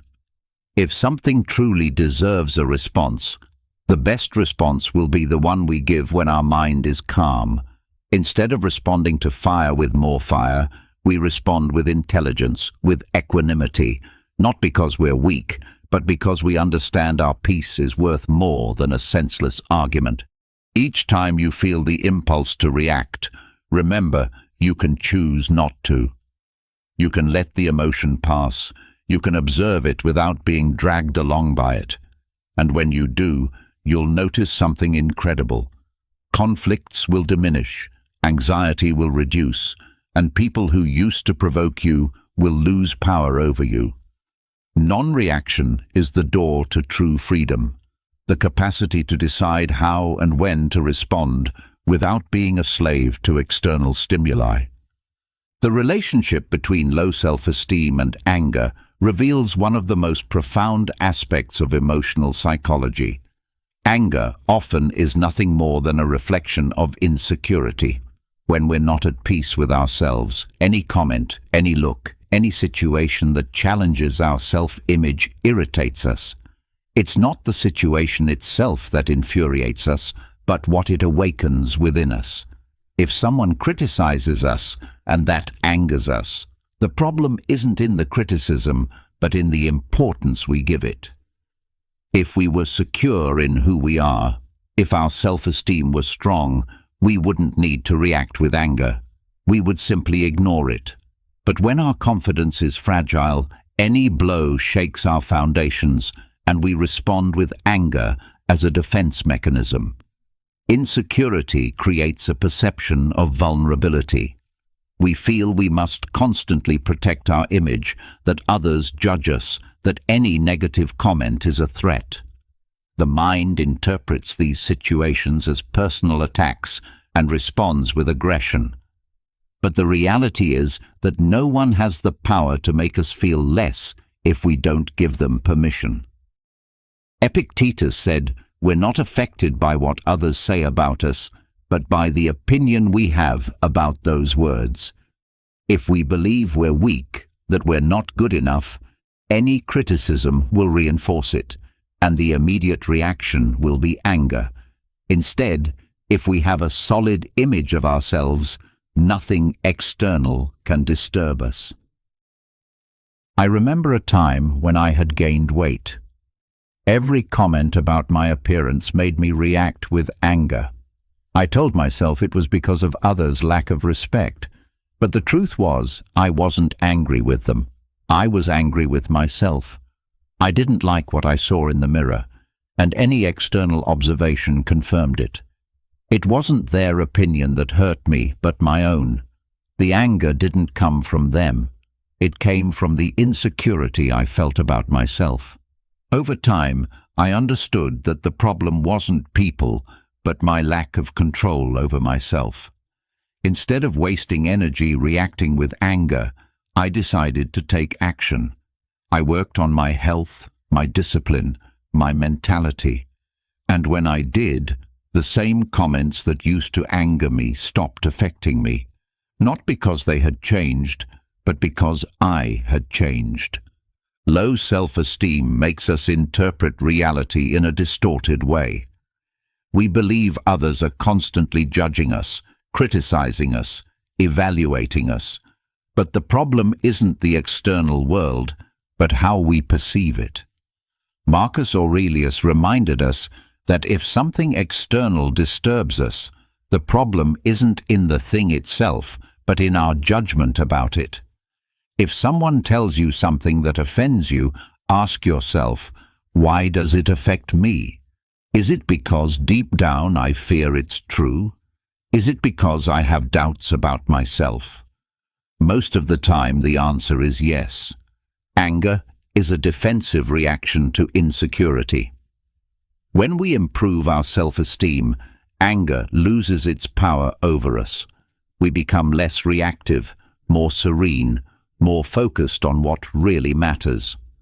We don't need to prove anything to anyone because we already know who we are. Others' opinions stop being a threat because our value doesn't depend on their approval. The Stoics teach us that true strength lies not in imposing our will on others, but in governing ourselves. Anger is a sign that something within us still isn't resolved. Instead of reacting impulsively, we can use those moments as signals of what we still need to work on. Each time you feel anger over a comment or situation, stop for a moment. Ask yourself if it's really the comment that bothers you, or if there's something deeper behind it. Use anger as a mirror to see what aspects of yourself still need work. When you manage to improve your self-esteem, when you take responsibility for your life, anger stops being necessary. There's no longer insecurity to protect, no longer fear to hide, only the calm of someone who knows themselves, accepts themselves, and doesn't need to react to what doesn't define them. Living with purpose transforms everything about how we experience daily life and emotional challenges. When you don't have a clear purpose, life feels empty, chaotic, directionless. You wake up each day without a real reason to move, without something that motivates you beyond routine. And that sensation of emptiness creates frustration. Lack of purpose turns people into irritable, reactive beings, always on the defensive. Any inconvenience, any obstacle feels bigger than it really is because there's nothing bigger to focus on. Without direction, the mind fills with noise and disorder. In that state, it's easy to fall into anger and resentment. The Stoics understood that the key to mental peace is having a purpose aligned with our values, something that makes us feel our existence has meaning. When you live without a defined purpose, everything becomes a distraction. Traffic bothers you, others' words irritate you, you feel life is unfair. But when you have a purpose, those same things lose importance. Not because they stop existing, but because your focus is on something greater. Marcus Aurelius said each person should ask themselves, "What am I here for? What really matters to me in my life?" Because when you have clarity in that answer, small frustrations stop controlling you. You don't waste time reacting to every provocation because your energy is concentrated on something significant. There was a time in my life when I had no direction. I felt trapped in a meaningless routine, doing things that didn't fulfill me. The consequence was constant irritability. Anything bothered me. Any problem seemed enormous because I had no real reason to get up each morning. I lived on autopilot, letting circumstances dictate my mood. But when I found my purpose, everything changed. I decided to focus on creating content, sharing ideas that could help others, building something meaningful to me. When I did, I realized that problems that once seemed unbearable were now simply part of the path. I no longer got irritated by small things because I had a bigger vision. Anger stopped being a habitual reaction because there was something more valuable to concentrate on. The Stoics teach us that purpose isn't something found, but something defined. You don't have to wait for life to deliver it to you. You must create it yourself. Epictetus said each person has the responsibility to decide what they want to become, what they want to contribute to the world. It's not about waiting for inspiration, but taking action, seeking what truly makes us feel alive. When you discover your purpose and work on it, your mind changes. Frustration diminishes because you no longer worry so much about what you can't control. You don't need external validation. You don't need to prove anything to anyone. You simply do what you know you should do, and that fills you with satisfaction. When you live with purpose, life stops feeling like a series of problems and starts looking like an opportunity. You no longer react with anger to every obstacle because you understand challenges are part of the path. Each day has meaning. Each action contributes to something bigger. When that happens, peace becomes a natural state. Not because everything is perfect, but because you've decided where to focus your energy. There's no space for anger when you're busy building something that truly matters. If you feel life frustrates you, if you realize you react with anger too easily, ask yourself if you really have a clear purpose. Ask yourself if you're dedicating your time to something that fulfills you, or if you're simply passing days without direction. The difference between a life full of frustration and a life full of meaning lies in that answer. Find what motivates you, what makes you wake up each morning wanting to advance. When you do, you'll see how anger loses its power over you, because when you have a purpose, everything else becomes background noise. Understanding neuroplasticity gives us scientific backing for what the Stoics intuited. Our brains aren't fixed in a single way of reacting. Thanks to neuroplasticity, we can train the brain to respond differently to situations that previously provoked anger or frustration. The idea that we are this way and can't change is a lie we tell ourselves. The brain is malleable, and like a muscle, it can be strengthened in certain areas depending on how we train it.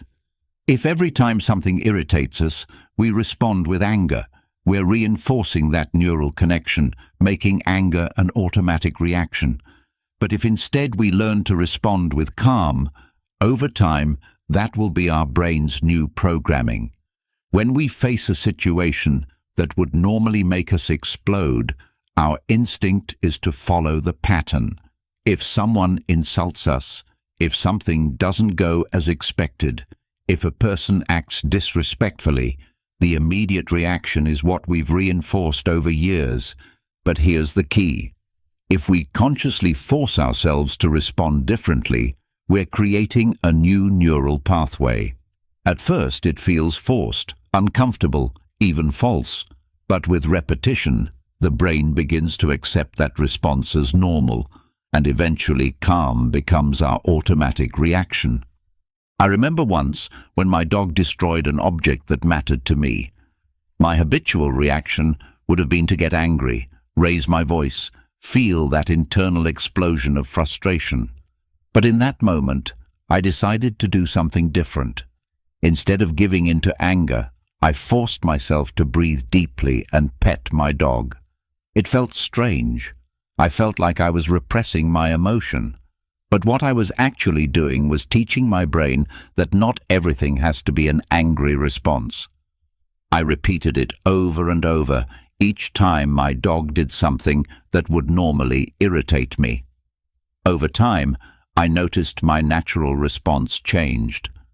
I no longer felt that tension in my chest.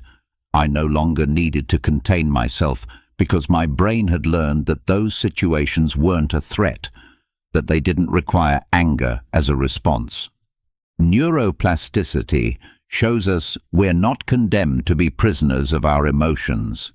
We can redirect our impulses and make calm become our new normal. Each time we decide not to react with anger, we strengthen the neural connection of patience and equanimity. The more we do it, the more natural it becomes. Marcus Aurelius said we can't control what happens, but we can control our reaction to it. This isn't just a philosophical principle, it's a scientific reality. The brain changes based on what we practice. If we practice serenity, it will eventually be our default response. This process isn't immediate. At first, the mind will try to return to old patterns because it's what it knows, what feels familiar. But if we're persistent, if each time we feel anger rising we force ourselves to stop, breathe and respond differently, we'll see real change. One day we'll realize that situations that would have made us explode now seem insignificant to us. Not because we're repressing anger, but because our brain has decided there's no reason to feel it. Anger is as much a habit as calm is. If we feed anger, it grows and strengthens. But if we ignore it and instead cultivate serenity, it eventually weakens and disappears. It's not about pretending, but retraining our mind to function in a way that benefits rather than harms us. If we want to be calmer, more balanced, wiser people in our responses, we have to practice it day after day. With repetition will come the moment when calm isn't an effort, but simply what we are. Love and gratitude represent two of the most powerful forces for dissolving anger and transforming our emotional landscape. Anger is an emotion that consumes, that wears us down, that makes us lose control of our own minds. But there are two forces that have the power to dissipate it: love and gratitude. When we're trapped in anger, it's because our attention is fixed on the negative, on what bothers us, on what we believe is wrong. We focus on lack, frustration, injustice. But if instead we direct our mind toward what we love and what we're grateful for, anger loses its power. Not because problems disappear, but because we stop giving them the energy they need to continue affecting us. Love connects us with what really matters. If we're angry with someone, we can ask ourselves, do I prefer to win this argument or preserve the relationship? When you love someone, the need to prove you're right becomes secondary. Anger is selfish. It seeks revenge, seeks to prove a point. But love seeks to understand, seeks to build, seeks to unite. Many times we let ourselves be carried away by anger in trivial situations. We react without thinking and end up damaging the people we care about most. But if in those moments we remember what we feel for them, if we take an instant to connect with love instead of rage, the response changes. Gratitude is another powerful antidote. When we're grateful, there's no space for anger. We can't feel resentment and gratitude simultaneously. If something bothers us, we can stop and do a simple exercise. Think of 3 things we're grateful for in that moment. Maybe it's our health, a special person in our life, the opportunity to learn from the situation. This simple act changes the direction of our thoughts, takes us out of the reactive state, and returns control to us. Marcus Aurelius wrote in his Meditations about the importance of remembering life's transience. If today were the last day with someone you love, would you really waste time angry with that person? Gratitude reminds us that each moment is valuable and that anger is a waste of our time and energy. Some time ago, I decided to do a small experiment with myself. Each time I felt anger or frustration, instead of reacting as I normally would, I forced myself to think of something I was grateful for in that instant. At first, it felt forced, as if I were ignoring reality.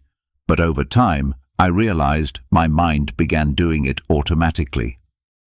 One day, someone spoke to me with contempt, and instead of feeling irritated, the first thing I thought was, I'm grateful that today I have health and can keep moving forward. That thought allowed me to respond calmly, without feeding the conflict.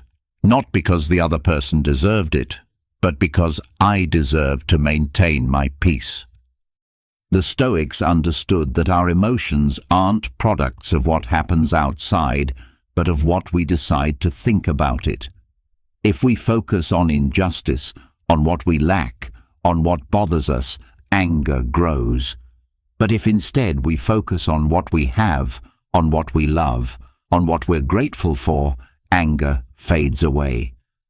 It's not a mental trick. It's a way of training our mind to see reality from a higher perspective. Epictetus said, the secret of happiness isn't in having more, but in wanting less. When we cultivate gratitude, we realize we already have enough, that we don't need to react with anger, because life continues being good despite small setbacks. We can't avoid moments of tension or control how others act, but we can decide which emotions we want to feed our mind with. If we choose love and gratitude, anger won't be able to find space to grow. When we love, we understand. When we're grateful, we let go. In that daily practice, little by little, we become more serene, more centered people, less prone to reacting from anger. Not because the world changes, but because we learn to see it differently. Establishing healthy boundaries becomes essential for protecting our emotional well-being and preventing the accumulation of resentment that often leads to explosive anger. If you don't establish boundaries, you allow others to decide how to treat you. It's not about being conflictive or rejecting others, but about defining where your patience, time, and energy end. When you don't set clear boundaries, you send the message that it's okay for them to disrespect you, interrupt you constantly, not value your time. When this happens, frustration grows, anger accumulates, and you end up emotionally exhausted. But the responsibility for setting those boundaries isn't others. It's yours. Only you can decide what you allow and what you don't. Many times we permit certain behaviors out of fear of seeming selfish or disagreeable. We struggle to say no because we fear the other person will feel offended or reject us. But the real problem isn't saying no. It's not saying it when necessary. If someone constantly interrupts you at work, if a friend only seeks you when they need something, if a family member criticizes you without reason, is it really your responsibility to accept that? Seneca said, "We can't control how others act, but we can control how we position ourselves before them." If we allow inappropriate treatment without reacting, we're giving permission for it to continue. When someone crosses a boundary and we don't stop it, we're reinforcing that behavior. If someone criticizes you unfairly and you say nothing, that person will assume it's normal to treat you that way. But if with calm and firmness you establish that you don't accept that type of treatment, you're sending a clear message. You value yourself enough not to allow disrespect. You don't need to be aggressive or argue. You just need to be clear. I won't tolerate this type of comment. My time is valuable. Please respect it. I don't feel comfortable with this. These simple phrases can completely change a relationship's dynamic. I remember a time when I allowed constant interruptions.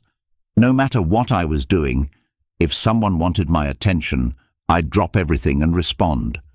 At first I thought that made me a good person, but over time I realized I was only allowing others to prioritize their needs over mine. I felt frustrated, exhausted, but it wasn't others' fault. I never set a boundary. One day I decided to change it. When someone interrupted me, I'd simply say, "I'm busy now. Let's talk later." At first, it was difficult, but little by little, others understood that my time is also important. The most surprising thing was that I didn't lose any important relationships. In fact, I began feeling more respected. Have you ever felt like you're surrounded by actors performing in an elaborate theater production? I certainly have. People wear masks every single day, pretending to be something they're not, crafting carefully constructed personas that rarely reflect their authentic selves. But here's the fascinating part that most people never discover. Once you learn to read between the lines, once you develop the ability to see past the surface-level performance, you'll see right through the act with startling clarity. The world becomes a completely different place when you understand the subtle language of human behavior. I remember sitting in a corporate meeting years ago, watching as everyone around the conference table nodded enthusiastically and smiled at the right moments. To the casual observer, it appeared to be a room full of engaged, supportive colleagues. But I knew better. Under those carefully practiced smiles were hidden agendas, political maneuvering, and unspoken rivalries. The truth was written in their body language, the way their feet pointed toward the exit, the uncomfortable silences that stretched just a beat too long, the micro-expressions that flickered across their faces when they thought no one was looking. Trust me, once you learn to pick up on these subtle but powerful signs, you'll never see people the same way again. The masks become transparent, and the real person underneath becomes visible. This transformation in perception isn't just intellectually satisfying, it's practically life-changing.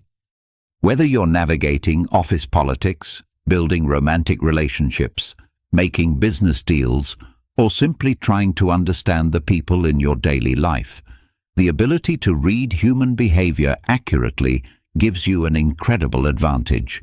But more than that, it deepens your understanding of human nature itself, including your own patterns and motivations. The foundation of truly reading people lies in understanding that most human communication happens beneath the surface of spoken words. While people can control what they say, they have much less control over how they say it, how their body responds, and what their unconscious behaviors reveal. Learning to decode this hidden language requires patience, observation skills, and a willingness to look beyond the obvious. One of the most powerful techniques for penetrating someone's carefully constructed facade is what I call the "tell me more" approach. This technique functions like having a superpower, but without the flashy costume or cape that comes with comic book abilities. The best part about this method is that no one even realizes you're using it. It's so elegantly simple yet devastatingly effective that it feels almost unfair. The technique works like this. When someone is passionately telling you their side of a story, instead of jumping in with your own opinion, counter-arguments, or immediate responses, you simply sit back, remain calm, and hit them with 3 little words. Tell me more. That's it. Those 3 words can unlock more information about a person than hours of direct questioning or confrontational dialogue. I stumbled upon this approach years ago during what started as a heated argument with a friend about whether pineapple belongs on pizza. Of all the trivial things to argue about, I was fully prepared to counter every point they made, armed with my own passionate opinions about proper pizza toppings. But something clicked in my mind, and instead of launching into my prepared debate, I just smiled and said, "Tell me more." What happened next was genuinely wild and completely unexpected. They started off talking about pizza preferences, which seemed innocent enough, but before long, they were spilling out childhood memories of family dinners, foods they loved growing up, stories about their grandmother's cooking, and even a peculiar tale about why they developed an aversion to pineapple as a child after getting sick from eating too much of it at a birthday party. It wasn't just about pizza anymore. It had become a deep dive into their inner world, their emotional associations with food, their family dynamics, and their personal history, all from 3 little words. Here's the psychological mechanism at work. When people feel genuinely heard without judgment, they naturally lower their defensive barriers. When they don't feel the need to defend themselves or argue back against opposing viewpoints, they end up sharing far more than they initially planned. You create what psychologists call a safe space, an environment where they feel comfortable enough to drop their usual guards and reveal their authentic thoughts and feelings.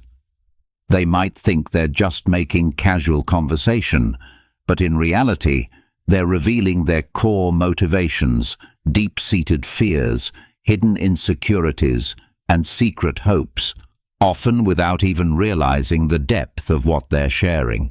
I've successfully used this technique in high-stakes business meetings, casual conversations with friends, and even with people who were clearly being somewhat deceptive or manipulative. One particularly memorable instance occurred during a complex business negotiation. Instead of pushing my agenda aggressively or trying to dominate the conversation, I simply kept saying, "Tell me more," whenever they made a point. By the end of our discussion, the other party had essentially laid out their entire strategy, explaining in detail why they were desperate to close the deal, what their real constraints were, and where they had flexibility. They practically handed me the keys to understanding their position, and all I did was listen with genuine curiosity. It felt almost too easy, which initially made me uncomfortable. But here's the deeper truth that I've come to understand. This isn't just a manipulation tactic to extract more information or win arguments. It's fundamentally about authentic human connection in a world where everyone seems quick to talk but painfully slow to listen. Tell me more becomes a way to understand people on a profound level that goes beyond surface interactions. The technique forces you to step outside your own ego and agenda. Instead of thinking about what clever thing you'll say next or how you'll counter their arguments, you're genuinely caring about and focusing on the other person's perspective. When you ask people to explain themselves without judgment or immediate contradiction, you give them something that's become remarkably rare in our fast-paced, opinion-saturated world, the gift of being truly heard. This approach reflects one of the core teachings of Stoic philosophy: empathy without attachment. You're not trying to manipulate or control the conversation for your own benefit. Instead, you're simply observing, understanding, and remaining emotionally centered while allowing the other person's space to reveal who they really are. It's not just about reading people, it's about seeing them as complete human beings and giving them permission to show their authentic selves. The next time you find yourself in any kind of conversation, whether it's a casual chat with a neighbor, a tense negotiation, or even a heated family debate, try implementing the "tell me more" technique. You'll be amazed at how much deeper the conversation goes, how much people reveal about themselves, and how much easier it becomes to really understand their motivations and concerns without having to resort to aggressive questioning or confrontational tactics. Beyond just winning conversations or gathering information, this approach builds genuine human connections grounded in respect and authentic curiosity. That's where the real power lies, not in manipulating others, but in seeing them clearly and, through that process, learning more about yourself and human nature in general. While the "tell me more" technique reveals what people are willing to share when they feel safe, another crucial method for reading people involves observing how they treat individuals they consider to be in lesser positions than themselves. If you really want to know someone's true character, not the polished version they present to people who matter to them, don't just watch how they treat you. Instead, pay careful attention to how they interact with people they believe are beneath them in social status, power, or importance. This observation method can be somewhat controversial because it reveals uncomfortable truths about human nature and social dynamics. Whether it's a server at a restaurant, a cashier at a grocery store, a janitor in an office building, or a colleague who's lower on the corporate hierarchy, how someone interacts with people who have less perceived power provides invaluable insight into their core character and value system. I learned this lesson in a particularly jarring way early in my career. I used to work closely with someone who, on the surface, seemed like one of the nicest people you could meet. They were charming, funny, intellectually engaging, and consistently respectful during meetings and professional interactions. Their colleagues loved them, management thought highly of them, and they had a reputation for being a team player. But then, one day we went out to lunch together, and I witnessed a completely different side of their personality. The moment we sat down at the restaurant, their entire demeanor shifted. They became rude and demanding toward our server, barking orders as if they were royalty and the waiter was their personal servant. They made condescending comments about the service, complained loudly about minor issues, and treated the staff with obvious disdain and disrespect. It was genuinely shocking to see how quickly and dramatically they transformed from the friendly, warm colleague I knew in the office to this arrogant, dismissive person who seemed to believe that certain people were beneath their consideration. That experience served as a crucial wake-up call for me, and I realized this wasn't just an isolated incident or a bad day. It was a clear window into their real character, revealing who they truly were when they thought they could get away with treating others poorly. People reveal their authentic nature when they believe no one important is watching, or when they think there won't be consequences for their behavior. If someone is condescending to a waiter, they'll likely be condescending to anyone they believe can't fight back or doesn't have power over them. If they're dismissive of a colleague simply because that person holds a junior position, you can bet that same arrogance and lack of respect will surface in other areas of their life when they think they can get away with it. Here's the uncomfortable truth. The person who's kind to you but rude to others isn't actually kind at all. They're calculating. They're performing kindness when it benefits them socially, professionally, or personally. But their true character emerges when they believe there's nothing to gain from being respectful. Think about the psychological dynamics at work here.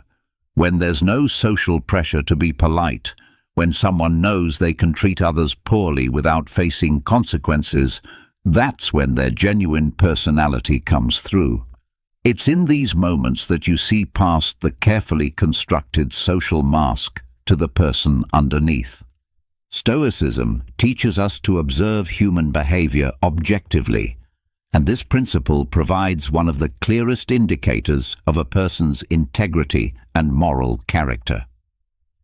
It's relatively easy to be nice when there's something to gain from the interaction, when you need something from the other person, or when your reputation is on the line. But true character reveals itself when someone has nothing to lose and everything to gain from being cruel or dismissive. I've started using this principle as a kind of informal test in friendships, work relationships, and even romantic situations. It's become a crucial filter for understanding who people really are. If someone consistently treats service workers with respect, if they say thank you to bus drivers, if they show basic human kindness to strangers regardless of social status, that's someone worth knowing and trusting. But if they're the type to be unnecessarily harsh, dismissive, or demanding toward people who can't fight back, that's a red flag that shouldn't be ignored. The psychological insight goes even deeper when you consider that how we treat others often reflects how we see ourselves. People who respect everyone regardless of their position or status are usually secure in themselves. They don't need to put others down to feel important or powerful. Their self-worth isn't dependent on maintaining a hierarchy where they're superior to others. But those who are cruel or dismissive to people they consider beneath them are often projecting their own deep insecurities. They're trying to elevate themselves by stepping on those they perceive as weaker or less important. It's a form of psychological compensation. They treat others poorly because they don't feel good about themselves, and putting others down gives them a temporary sense of superiority or control. This behavior pattern represents a form of emotional immaturity and insecurity that Stoicism teaches us to recognize and avoid in ourselves. A truly secure, emotionally mature person doesn't need to assert dominance over others or treat anyone as less deserving of respect. So if you want to know who someone truly is, don't be fooled by how they treat people they need to impress or people who have power over them. Instead, pay close attention to how they treat those who can offer them nothing in return. Watch how they interact with service workers, subordinates, or anyone they perceive as having less status or power. It's the most reliable way to see beyond the social mask into the heart of who they really are as a human being. Understanding someone's past provides another crucial key to reading their present behavior accurately. People often say the past is behind us, or encourage others to move on from previous experiences. But the psychological reality is far more complex. The past isn't really gone. It's actively shaping everything about who people are today, whether they realize it or not. Their experiences, traumas, victories, failures, and formative relationships are all continuously influencing how they think, behave, react to situations, and even treat you in the present moment. This perspective can be controversial because it implies that people don't simply move on from their experiences. They carry their personal history with them like invisible baggage, and sometimes that history becomes the unconscious blueprint for their current actions and reactions. Understanding this psychological principle can dramatically improve your ability to read and predict people's behavior. I once had a friend who always seemed to be on edge, regardless of the situation. They were overly defensive about minor criticisms, quick to anger over small disagreements, and extremely cautious in all their relationships. At first, I assumed this was just their natural personality. Some people are more sensitive or reactive than others, but as I got to know them better and learned about their background, I began to understand the deeper patterns at work. This person had experienced significant betrayal by people they trusted deeply, had gone through serious financial hardship that left them feeling vulnerable, and had grown up in a family environment where they constantly felt they had to prove themselves worthy of love and attention. Suddenly, their present behavior made perfect sense. Their defensiveness wasn't random or unreasonable. It was a direct result of feeling like they had to protect themselves from being hurt again. Their quick anger wasn't just a character flaw, it was a learned defense mechanism. Their caution in relationships wasn't about being antisocial. It was about preventing the kind of deep hurt they'd experienced before. Once I understood their history, the dots connected in a way that completely changed how I interacted with them. I realized that when they got defensive or angry, they weren't necessarily reacting to what was happening in the present moment. They were responding to echoes from their past, fighting battles that had been going on in their psyche for years. Our past experiences leave marks, sometimes visible scars, sometimes invisible wounds, and these marks can explain behaviors that might otherwise seem irrational or extreme. A person who grew up feeling neglected or ignored may crave constant attention and validation as an adult, not because they're naturally needy, but because they're still trying to fill a void created years ago. Someone who's been financially betrayed by a business partner may now approach all potential collaborations with excessive suspicion and distrust, not because they're paranoid, but because they're protecting themselves from repeating a painful experience. The key insight here isn't to make excuses for people's problematic behavior or to enable destructive patterns. Rather, it's to understand that people aren't always acting purely from the present moment. They're often reacting to psychological patterns established long before you entered their lives. This understanding can help you respond to them more effectively and with greater empathy. Stoicism teaches us to observe things as they truly are, without judgment or wishful thinking, and understanding someone's past is an essential part of seeing them clearly and completely. When you can identify the historical roots of someone's current behavior, you gain insight not just into what they might do next, but why they're likely to do it. I've seen this dynamic play out repeatedly in romantic relationships. You might start dating someone who seems perfectly fine at first, but then certain patterns begin emerging over time. Maybe they become overly jealous without apparent cause, or they struggle with commitment even when the relationship is going well, or they have difficulty trusting you despite your consistent honesty.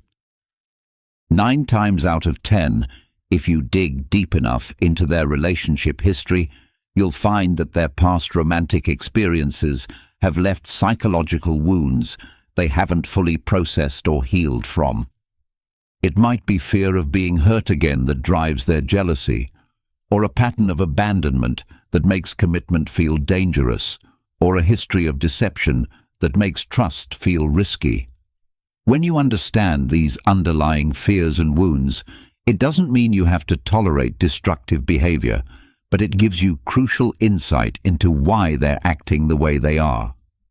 This understanding can help you decide whether the relationship is worth working on or whether their unresolved issues make a healthy partnership impossible. Here's one of the most difficult truths about human psychology. People often live their entire lives stuck in cycles, unconsciously repeating behaviors and patterns learned from past experiences. It's like they're trapped in a psychological loop, reliving the same emotional scenarios over and over without even realizing they're doing it. The coworker who constantly seeks validation from authority figures is likely replaying a childhood where they never felt good enough for their parents. The friend who sabotages every promising relationship is probably responding to a deep-seated fear of rejection that stems from early heartbreak or abandonment. Their current reactions, habits, decision-making patterns, and relationship dynamics are often mirrors reflecting the unresolved parts of their past. Understanding this doesn't mean you become their therapist or try to fix them, but it helps you navigate your relationships with them more skillfully and with greater emotional intelligence. But here's where this understanding becomes truly powerful. Recognizing someone's patterns not only helps you predict and respond to their behavior, but it can sometimes help them break free from destructive cycles. If you can gently and compassionately point out the patterns they're repeating, you might help them become more self-aware. Sometimes that increased awareness is the first step toward healing and positive change. Stoicism emphasizes self-reflection and personal improvement, and sometimes understanding someone's past allows you to guide them toward examining and bettering themselves. This isn't about manipulation or control, it's about genuine care and wisdom applied to human relationships. It's easy to judge people based solely on how they act in the present moment, but the past is often the key to unlocking the deeper reasons behind their actions.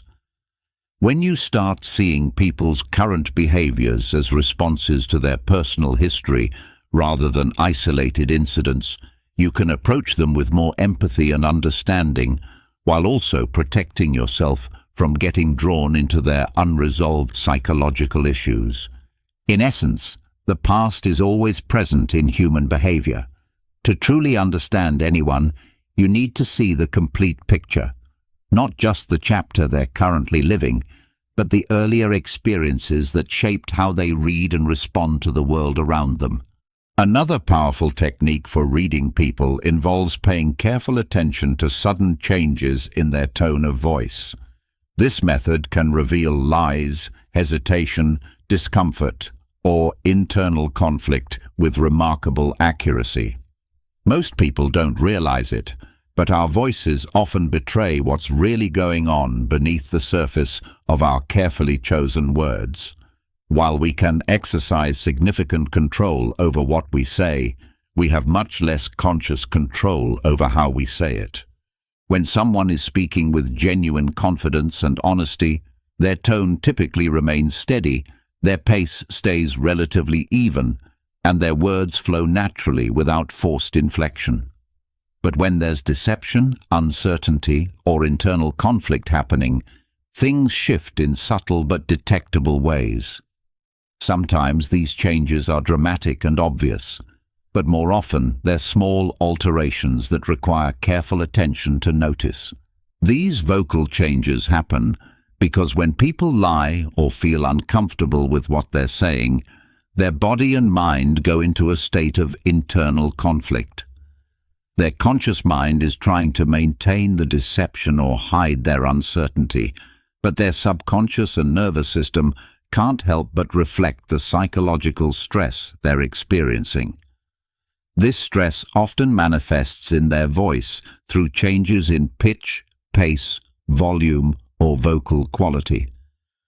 I once worked with a colleague who was known for being an exceptionally smooth talker.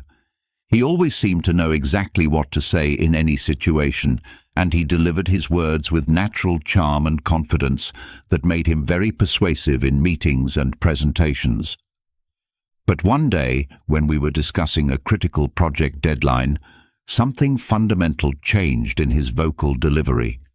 His voice, which was usually upbeat, clear, and confident, suddenly dropped in energy and became noticeably slower. His words came out with slight hesitation, almost like he was carefully choosing each one, and there was a subtle but unmistakable shift in his vocal rhythm. I immediately sensed something was wrong, even though his actual words sounded reasonable. My intuition proved correct. It turned out he hadn't made any meaningful progress on the project, but was trying to cover up his lack of preparation and buy himself more time. That shift in his tone was the key indicator that something wasn't right. He wasn't telling the complete truth, and his voice betrayed him even when his words were carefully crafted to mislead. Here's the psychological mechanism behind this phenomenon. When people lie or feel genuinely uncomfortable with what they're saying, their autonomic nervous system responds to the internal stress. This might manifest as a higher pitch in their voice, a subtle crack or tremor, pauses that feel just slightly too long, or a general sense that their tone is somehow out of sync with their words. It's as if their voice is unconsciously trying to signal that something isn't quite right. Think about the last time you caught someone in a lie or noticed they were being deceptive. What did their voice sound like in that moment? Did they suddenly become quieter or maybe start speaking unusually fast? Did their voice take on a forced cheerfulness, like they were trying too hard to sound normal and relaxed? Did you notice awkward pauses or a change in their vocal rhythm? These are all potential signs that their internal state doesn't match what they're trying to project externally. It's important to note that sudden tone changes don't only signal outright lies. They also commonly indicate hesitation, uncertainty, or internal conflict about what the person is saying. I once had a friend who would get genuinely enthusiastic about plans we made together. But the moment I suggested something she didn't really want to do, her tone would change instantly. She'd go from excited and animated to flat and monotone, like someone had suddenly flipped an emotional switch. That vocal shift was always my clue that she wasn't fully on board with the suggestion, even if her actual words said she was fine with it.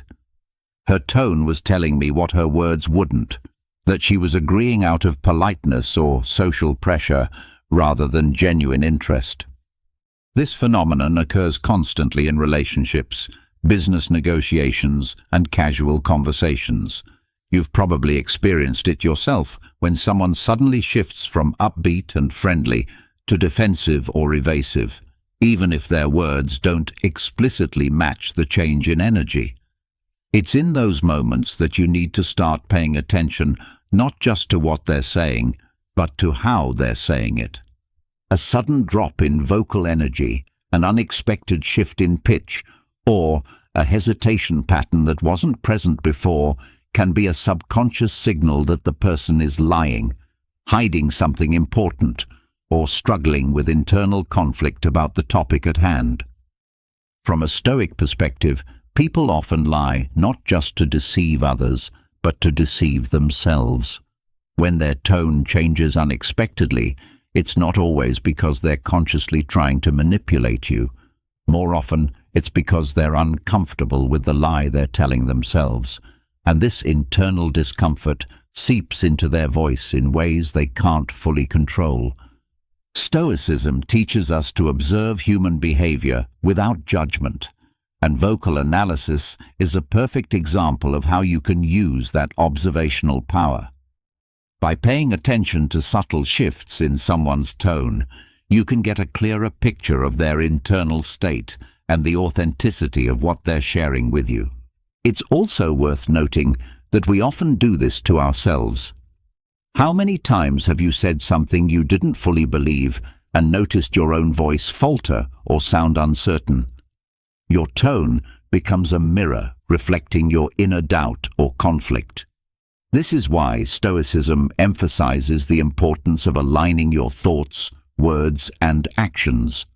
When they're not in harmony, it often shows in ways you can't consciously control.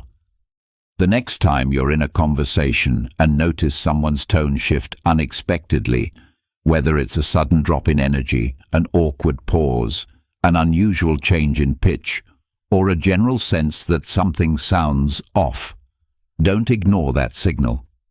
Ask yourself what they might be holding back, or what they might feel uncomfortable about. It might not indicate a complete fabrication, but there's a good chance they're not telling you the entire truth. Their voice is often their unconscious tell, and if you listen closely enough, you'll hear it reveal what their words are trying to hide. Perhaps one of the most revealing opportunities for reading people occurs when they think no one is watching them. If you really want to understand someone's authentic character, observe them during moments when they believe they're off stage, when they think their actions won't be noticed, judged, or have consequences. These unguarded moments reveal people's true nature in ways that their carefully managed public persona never can. This truth can be controversial, because most of us would prefer to believe that who we are in public represents our authentic self. We like to think that our social persona accurately reflects our character and values, but the psychological reality is that people often behave very differently when they think no one is paying attention, when social pressure is removed, and when they believe they can act without accountability. I remember working in an office with a manager who was consistently the picture of professionalism whenever upper management was around. She would engage in polite small talk, maintain a calm and composed demeanor, speak respectfully to everyone, and never raise her voice or show irritation. To outside observers, she appeared to be a model leader with excellent interpersonal skills. But the moment our higher-ups left the office, it was like watching a complete personality transformation. She would snap at team members over minor issues, make condescending remarks about people's work, treat colleagues with obvious disrespect, and generally reveal herself to be someone entirely different from the professional image she projected when it mattered for her career. This dramatic shift was jarring and educational.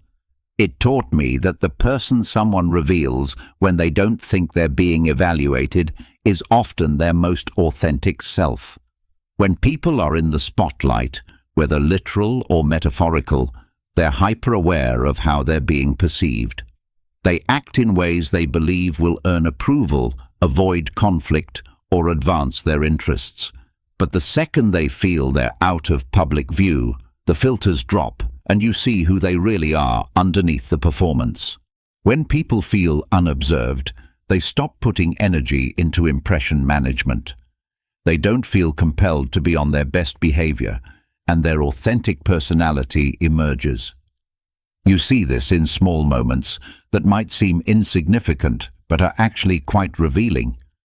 How they react when they think no one will notice, how they treat people who can't offer them anything in return, or how they behave when they believe they won't be held accountable for their actions.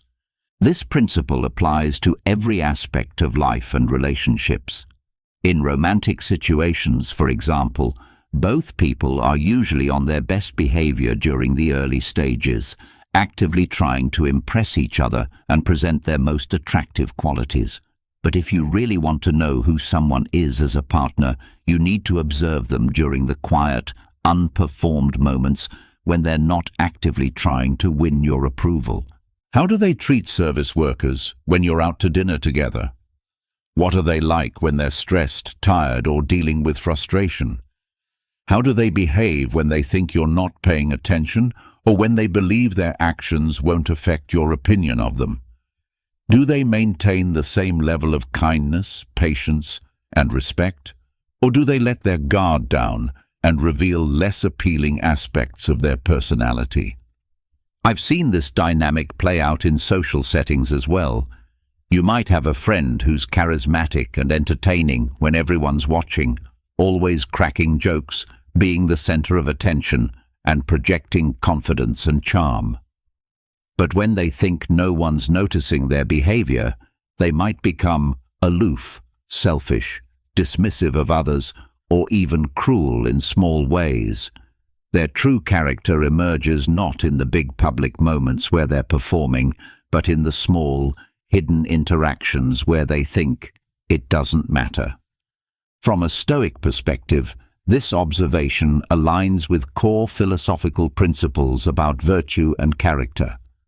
A Stoic is trained to observe life objectively and without judgment, and people often reveal their authentic nature when they think they're off stage. Stoicism teaches that true virtue isn't about how we act when people are watching and applauding us, but how we behave when no one is there to witness our choices. The person who remains kind, patient, honest, and respectful, even when there's no one around to applaud them, that's someone who lives in genuine alignment with virtuous principles. But the reality is that many people aren't like this. They compartmentalize their behavior, creating a public self that serves their image and interests while allowing their less appealing traits to emerge in private moments. I had a colleague who was incredibly supportive and encouraging whenever we were in group meetings or public professional settings. He would always have something positive to say, would go out of his way to show support for others' ideas, and projected an image of being a collaborative team player. But when we were alone, working on projects or having one-on-one conversations, his demeanor completely shifted. He became short, dismissive, uninterested in helping unless it directly benefited him, and generally revealed that his public persona was largely a performance designed to advance his career. That contrast taught me that his public supportiveness wasn't genuine kindness. It was strategic behavior designed to manage his reputation and relationships. The most honest moments aren't when someone is under the spotlight. They're when they think no one is watching. Whether they're acting with kindness or cruelty, generosity or selfishness, patience or irritation, these unguarded moments show you who they really are beneath the social mask. If someone can only demonstrate good character when others are watching, it's not real character, it's performance. True character, as Stoicism teaches, is who you are in the shadows, not just in the spotlight. A genuinely virtuous person's actions remain consistent because they come from internal principles rather than external validation or social pressure. When you observe others during their unguarded moments, you're not only gaining insight into their authentic character, but you're also reminding yourself of the importance of living with integrity even when no one else is around. The next time you want to truly understand someone, don't focus on their grand gestures, public statements, or carefully managed image. Instead, pay attention to what they do when the spotlight is off, when they think their actions don't matter, and when they believe no one important is watching. That's where you'll find their real character, and that's where the truth about who they are actually lives. One of the most revealing aspects of human psychology is that emotional reactions serve as an unfiltered window into a person's deepest priorities and values. If you want to understand what truly matters to someone, not what they claim matters to them, but what actually drives their behavior and decisions, look carefully at how they react emotionally in various situations. These reactions expose their core values, their hidden insecurities, and the things they hold most dear, often more accurately than any direct conversation about their beliefs or priorities. This insight can be controversial because many people like to believe they have complete control over their emotions and can hide what they really care about. We tell ourselves that we're rational beings who can manage our reactions and present whatever image we choose.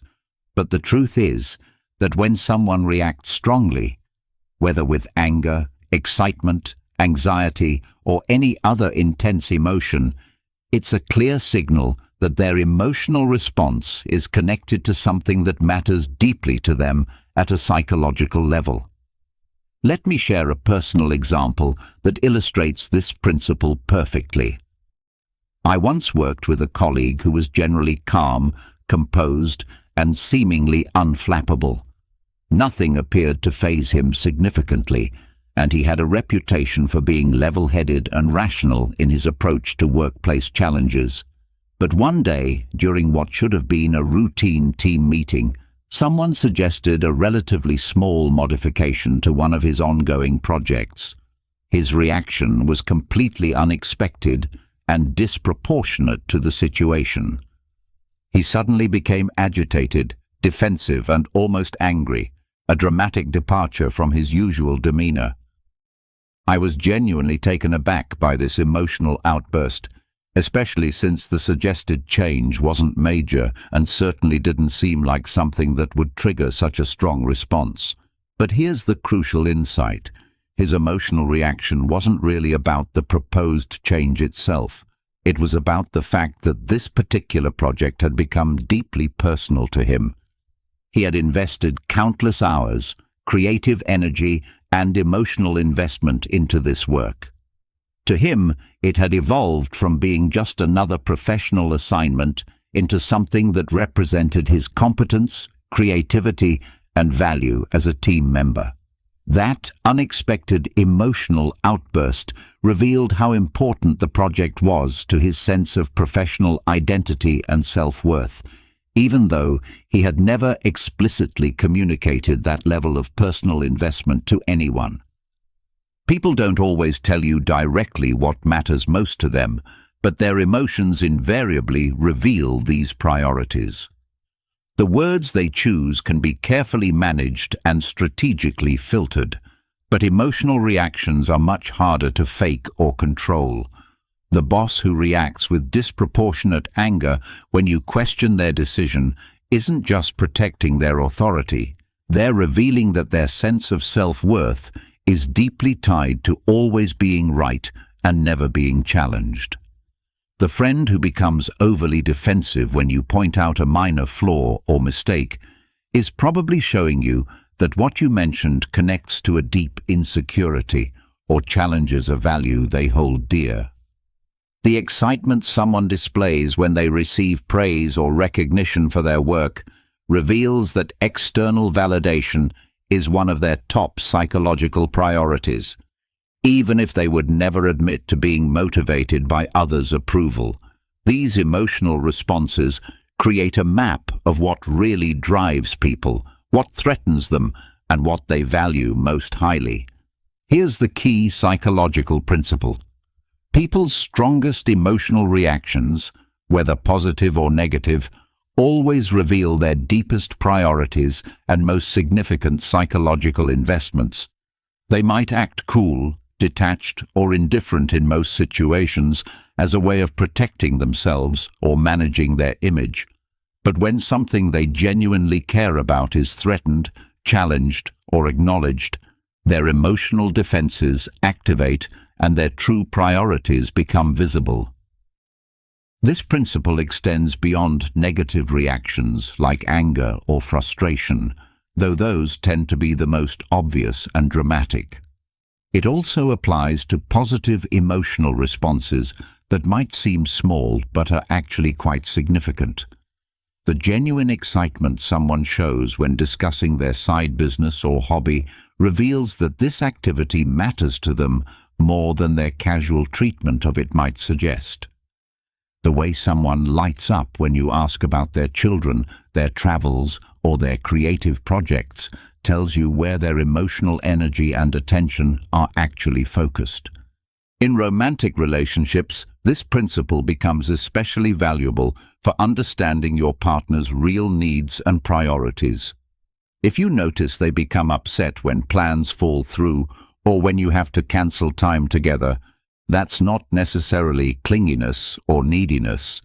It's a sign that spending quality time together is genuinely important to their sense of connection and security in the relationship.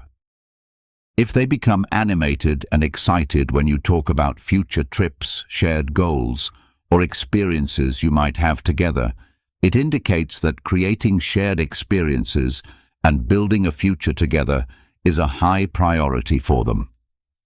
Understanding that emotions are always connected to values gives you a clear map of people's psychological landscape without requiring them to explicitly spell out what matters to them.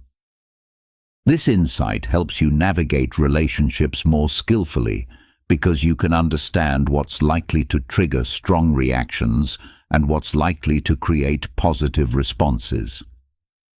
A particularly revealing example occurs when people get unexpectedly defensive about seemingly minor issues. Let's say you casually mention that someone has been running late to meetings recently, and instead of a calm acknowledgement or simple explanation, they become flustered, defensive, and perhaps even aggressive in their response. That reaction tells you that punctuality and reliability are deeply connected to their self-image and professional identity. They don't want to be seen as unreliable or disorganized, so they react strongly to protect that aspect of how they see themselves and want others to see them. From a Stoic perspective, observing emotional reactions with objectivity gives you invaluable insight into human behavior and motivation. When someone's emotions flare up dramatically, it's because something they value significantly is at stake. You can use this knowledge to better understand the people in your life and also to manage your interactions with them more effectively. If you understand what triggers someone's emotional responses, you can approach sensitive topics with greater care and awareness. You can also use this insight to build stronger, more understanding relationships by acknowledging and respecting what matters most to them. But here's the deeper Stoic lesson that applies to your own self-development. Your emotional reactions reveal your own priorities and psychological investments just as clearly as they reveal others. When you find yourself reacting strongly to something, whether with anger, excitement, anxiety, or any other intense emotion, take a moment to reflect on what that reaction is telling you about your own values and priorities. Are you getting angry because someone is genuinely threatening something important, or are you letting your ego and pride dictate your response? Are you becoming defensive because someone is questioning your integrity and competence, or are you simply upset that your reputation might be challenged? Are you excited about an opportunity because it aligns with your authentic goals and values, or because it feeds your need for external validation? Stoicism teaches that by understanding our own emotional reactions, we can gain greater control over them and make more conscious choices about how we respond to life's challenges. We can learn to recognize when our emotions are connected to values that truly matter to our character and well-being, and when they're simply reflections of our pride, insecurities, or social conditioning. The ability to read people through their emotional responses isn't magic or manipulation. It's about developing sensitivity to the subtle signals that reveal human motivations and priorities. But this skill comes with responsibility. The more you understand about human psychology and behavior, the more important it becomes to use that knowledge wisely and ethically. True mastery in reading people lies not in gaining advantage over others or manipulating their emotions for your benefit. Instead, it's about developing deeper empathy, building more authentic relationships, and understanding the complex psychological forces that drive human behavior. When you can see past surface-level interactions to understand what people really value and fear, you become more capable of responding to them with genuine compassion and wisdom. This understanding also extends to recognizing your own patterns and triggers. The more you observe how emotions reveal priorities in others, the more conscious you become of your own emotional reactions and what they say about your psychological makeup.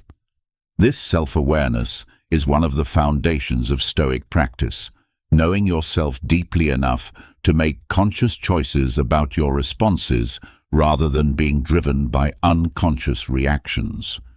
The art of reading people through observation, emotional awareness, and psychological insight represents a sophisticated form of human intelligence that goes far beyond surface-level social skills. It requires patience, practice, and a genuine commitment to understanding human nature in all its complexity. But the rewards are substantial, not just in terms of navigating social situations more effectively, but in developing wisdom about the human condition that can guide you toward more fulfilling relationships and a deeper understanding of yourself. The techniques and principles we've explored, from the "tell me more" approach to observing unguarded moments, from noting vocal changes to understanding how past experiences shape present behavior, all work together to create a comprehensive framework for reading people accurately and compassionately. These aren't tricks for manipulation or control, they're tools for understanding, connection, and wisdom. When you consistently practice these observational skills, you begin to see patterns in human behavior that most people miss entirely. You start to understand why people react the way they do, what drives their decisions, and how their past experiences continue to influence their present actions. This understanding doesn't make you cynical or manipulative. Instead, it makes you more compassionate and wise in your interactions with others. You begin to see that the colleague who seems arrogant might actually be deeply insecure, that the friend who appears aloof might be protecting themselves from past hurt, and that the family member who gets angry easily might be carrying unresolved trauma or stress. This doesn't excuse destructive behavior, but it helps you respond with greater understanding and effectiveness. Perhaps most importantly, developing these skills forces you to become more honest about your own behavior and motivations. When you understand how much people reveal through their unconscious actions and reactions, you become more aware of what you might be revealing about yourself.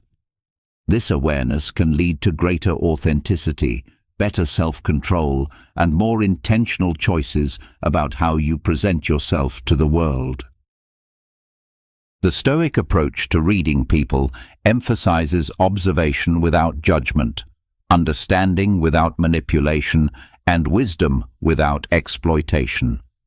It's about seeing clearly rather than seeing what you want to see, understanding deeply rather than making surface assumptions, and responding thoughtfully rather than reacting emotionally. In our increasingly complex social and professional world, the ability to read people accurately has become more valuable than ever. Whether you're building a business, developing relationships, raising children, or simply trying to navigate daily interactions more effectively, understanding human psychology and behavior gives you tools for success that go far beyond technical skills or formal education. But remember that with this understanding comes responsibility. The more you can see through people's defenses and understand their motivations, the more important it becomes to use that insight with integrity and compassion. The goal isn't to gain power over others, but to build genuine connections based on mutual understanding and respect. When you master the art of reading people, you don't just become better at understanding others, you become more understanding of others. You see the complexity, vulnerability, and humanity in everyone you meet. You recognize that everyone is fighting battles you know nothing about, carrying burdens you can't see, and trying to make sense of their own experiences just as you are. This perspective naturally leads to greater patience, compassion, and wisdom in all your relationships. You become less likely to take things personally, more skilled at resolving conflicts, and better able to build meaningful connections with people from all walks of life. You develop what might be called emotional intelligence, the ability to understand and navigate the complex emotional landscape of human interaction. The techniques and insights we've explored represent just the beginning of a lifelong journey toward understanding human nature. The more you practice observing people with curiosity rather than judgment, the more you'll discover about the fascinating complexity of human psychology and behavior. Each interaction becomes an opportunity to learn something new about how people think, feel, and respond to the world around them. As you continue developing these skills, remember that the ultimate goal isn't to become a master manipulator or to gain unfair advantage over others. Instead, it's to become someone who understands people deeply enough to treat them with appropriate compassion, wisdom, and respect. It's about seeing clearly enough to respond effectively, understanding deeply enough to build authentic relationships, and developing enough emotional intelligence to navigate life's complexities with grace and wisdom. The ability to read people is ultimately about becoming more fully human yourself, more aware, more compassionate, more wise, and more connected to the rich tapestry of human experience that surrounds us all. In mastering this art, you don't just become better at understanding others, you become a better person yourself, someone worthy of the trust and respect that comes with truly seeing and appreciating the depth and complexity of every human being you encounter. Commanding respect, the art of dealing with disrespectful people. Let's get brutally honest about something that affects all of us at some point in our lives. Have you ever noticed how some people just seem to love testing your boundaries? They interrupt you mid-sentence as if your thoughts don't matter, make passive-aggressive comments wrapped in fake smiles, or act like your time and feelings are completely optional. Society tells us we should smile politely, turn the other cheek, and just let it slide for the sake of keeping the peace. But what if I told you that this approach is not only damaging your self-respect, but it's also teaching these people that their behavior is acceptable?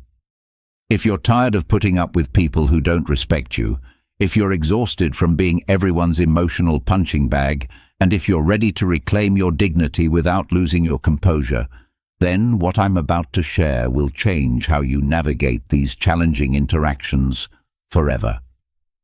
Today, I'm going to break down some brutally honest, perhaps controversial, but ultimately empowering ways to handle disrespect without losing your cool and without sacrificing the very thing that matters most, your self-respect. The strategies we'll explore aren't about becoming aggressive, mean, or stooping to someone else's level. They're about developing an unshakable inner strength that communicates clearly where your boundaries are and what behavior you will and won't tolerate. By the end of this exploration, you'll have every tool you need to show people exactly where the line is drawn, and more importantly, you'll have the confidence to enforce those boundaries consistently, The foundation of commanding respect starts with understanding that respect is not something you can demand or force from others. True respect is earned through how you carry yourself, how you respond to challenging situations, and most importantly, how you treat yourself. When you demonstrate genuine self-respect through your actions and responses, you naturally invite others to treat you with the same level of respect. But when you allow disrespectful behavior to continue unchecked, you're inadvertently teaching people that this is how they can treat you. One of the most powerful and perhaps surprisingly effective techniques for dealing with disrespectful behavior is what I call embracing the silent stare. Now, you might initially think this sounds overly simplistic or even passive-aggressive, but bear with me because this technique has profound psychological impact that goes far beyond its apparent simplicity. When someone is being openly rude, dismissive, or disrespectful toward you, nothing throws them off balance more effectively than a long, calm, completely unbothered stare that communicates volumes without saying a single word. Here's the psychological mechanism that makes this approach so devastatingly effective. People who habitually disrespect others are typically looking for a specific type of reaction from you. They want you to stammer nervously, get visibly flustered, become defensive, or maybe even snap back with anger. They're essentially looking to drag you down into their level of drama, to make you question yourself, or to make you feel smaller than you are. Their disrespectful behavior is often a power play designed to establish dominance or superiority in the interaction. But when you respond with nothing more than a steady, silent stare, you completely flip the power dynamic of the situation. Suddenly, you're not playing by their rules anymore. You're not giving them the emotional reaction they were seeking, and this unexpected response forces them to confront their own behavior in a way they weren't prepared for. The silent stare communicates without any words whatsoever. I'm not playing this game with you. It's a way of reclaiming control of the interaction without having to engage in verbal sparring or emotional manipulation. There's something deeply unsettling to most people about someone who doesn't give the reaction they were expecting. When you hold a steady, unblinking gaze, you're essentially holding up a mirror to their behavior, forcing them to see themselves clearly. Most people don't like what they see when they're forced to confront their own disrespectful actions without the distraction of your emotional reaction to focus on. Let me share a specific example of how this technique worked in a real-world situation. I was once in a team meeting where one particular colleague had made it his apparent mission to talk over me and cut me off whenever I tried to contribute to the discussion. You know the type. Loud, overconfident, seemingly convinced that everyone in the room was there solely to listen to his profound wisdom. I initially tried the conventional approaches, politely interjecting, waiting for natural pauses in his monologue, even being more assertive in my attempts to speak. But nothing worked. He just kept bulldozing over my attempts to participate in the conversation. Finally, I decided to try a different approach. The next time he interrupted me mid-sentence, I simply stopped talking, leaned back in my chair, crossed my arms, and fixed him with a steady, unwavering stare. I didn't blink, didn't show any expression of anger or frustration, just looked directly at him for what felt like an eternity, but was probably only 5 or 6 seconds. I said absolutely nothing during this time. The effect was immediate and dramatic. You could feel the tension in the room shift as everyone else at the table began to notice what was happening. They started looking back and forth between us, wondering what would happen next. Most importantly, my disruptive colleague became visibly uncomfortable under my steady gaze. He began to stumble over his words, lost his train of thought, and suddenly started looking anywhere but at me. He didn't interrupt me again for the rest of that meeting. And more significantly, he began treating me with considerably more respect in subsequent interactions, as if he had finally realized that I wasn't someone he could simply bulldoze over.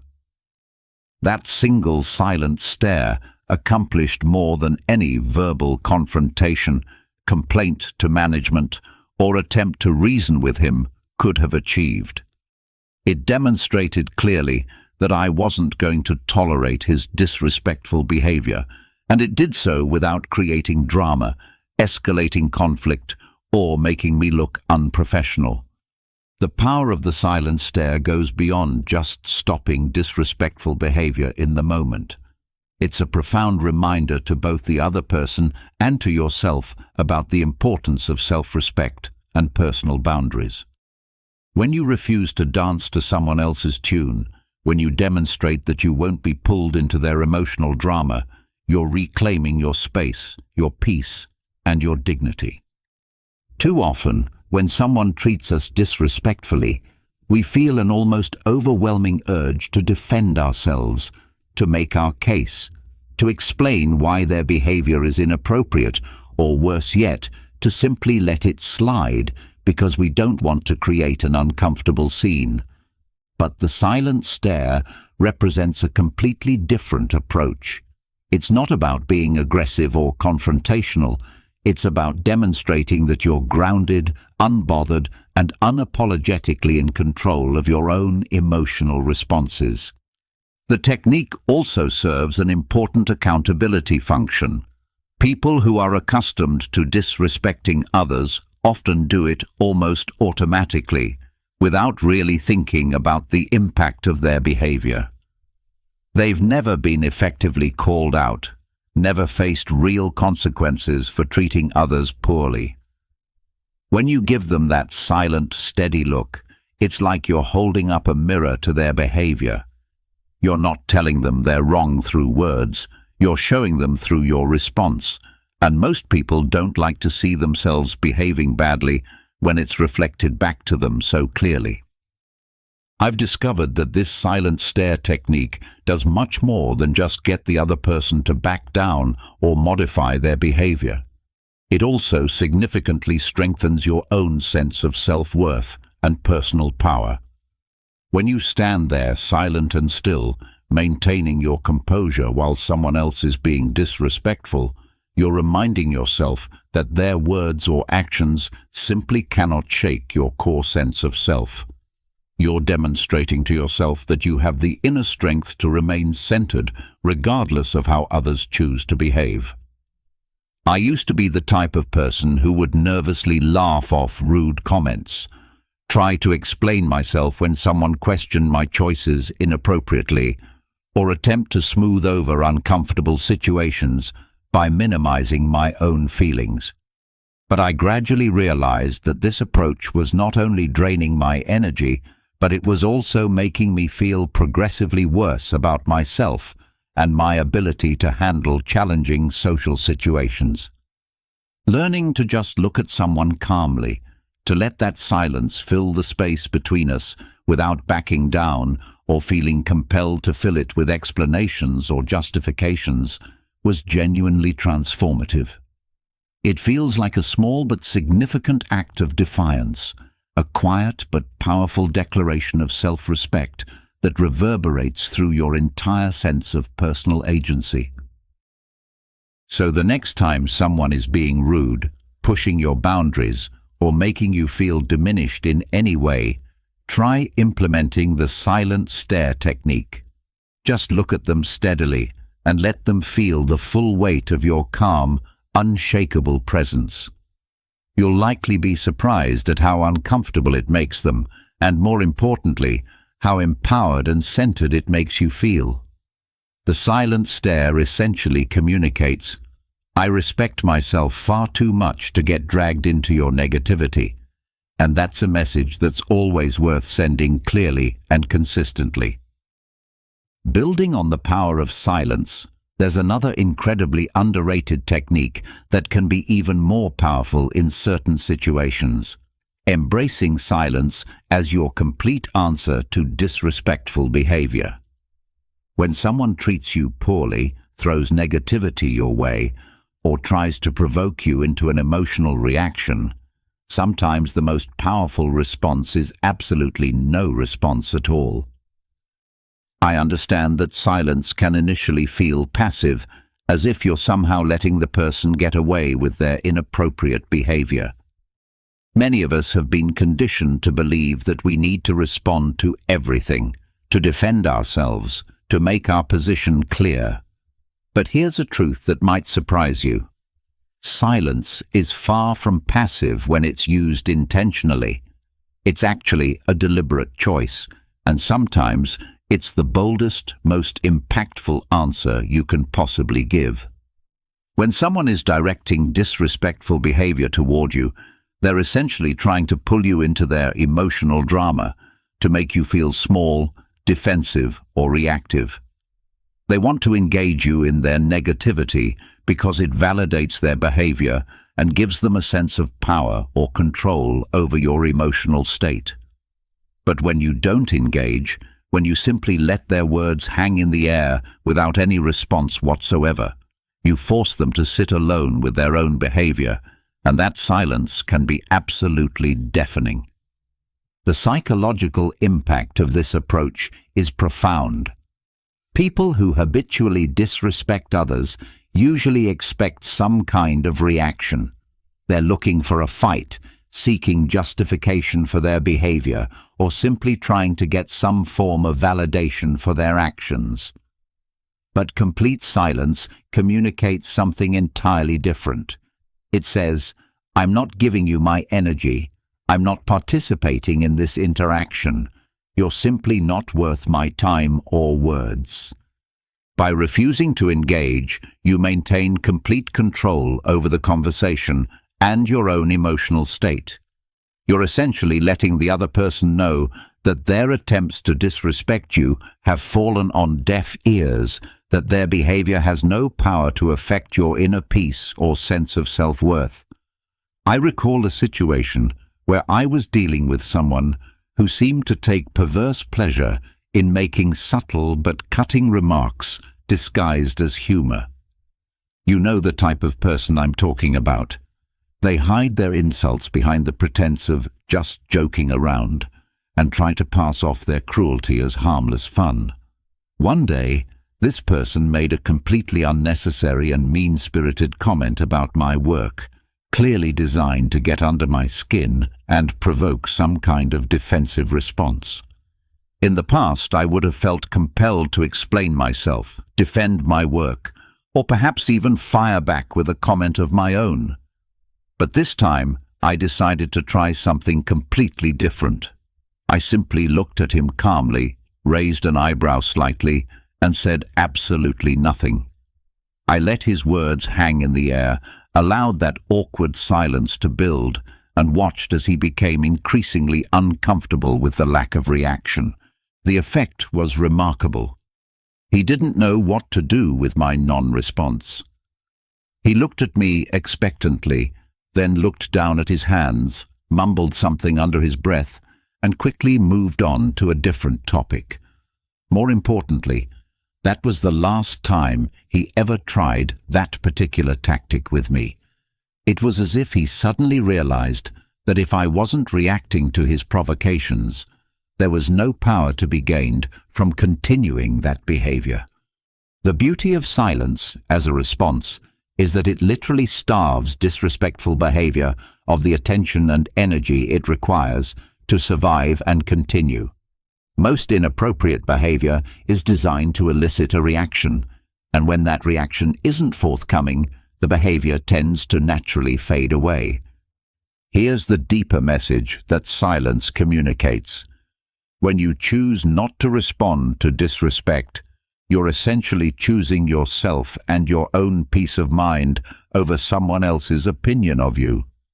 You're making a statement that you value your emotional equilibrium more than you value engaging in pointless conflict. This isn't just empowering, it's actually quite revolutionary in a culture that seems to encourage us to respond to everything, to have an opinion about everything, and to defend ourselves constantly. We're often pressured by social conditioning to respond to every challenge, to explain ourselves, to defend our choices, or to prove our worth to people who, frankly, aren't genuinely interested in respecting us anyway.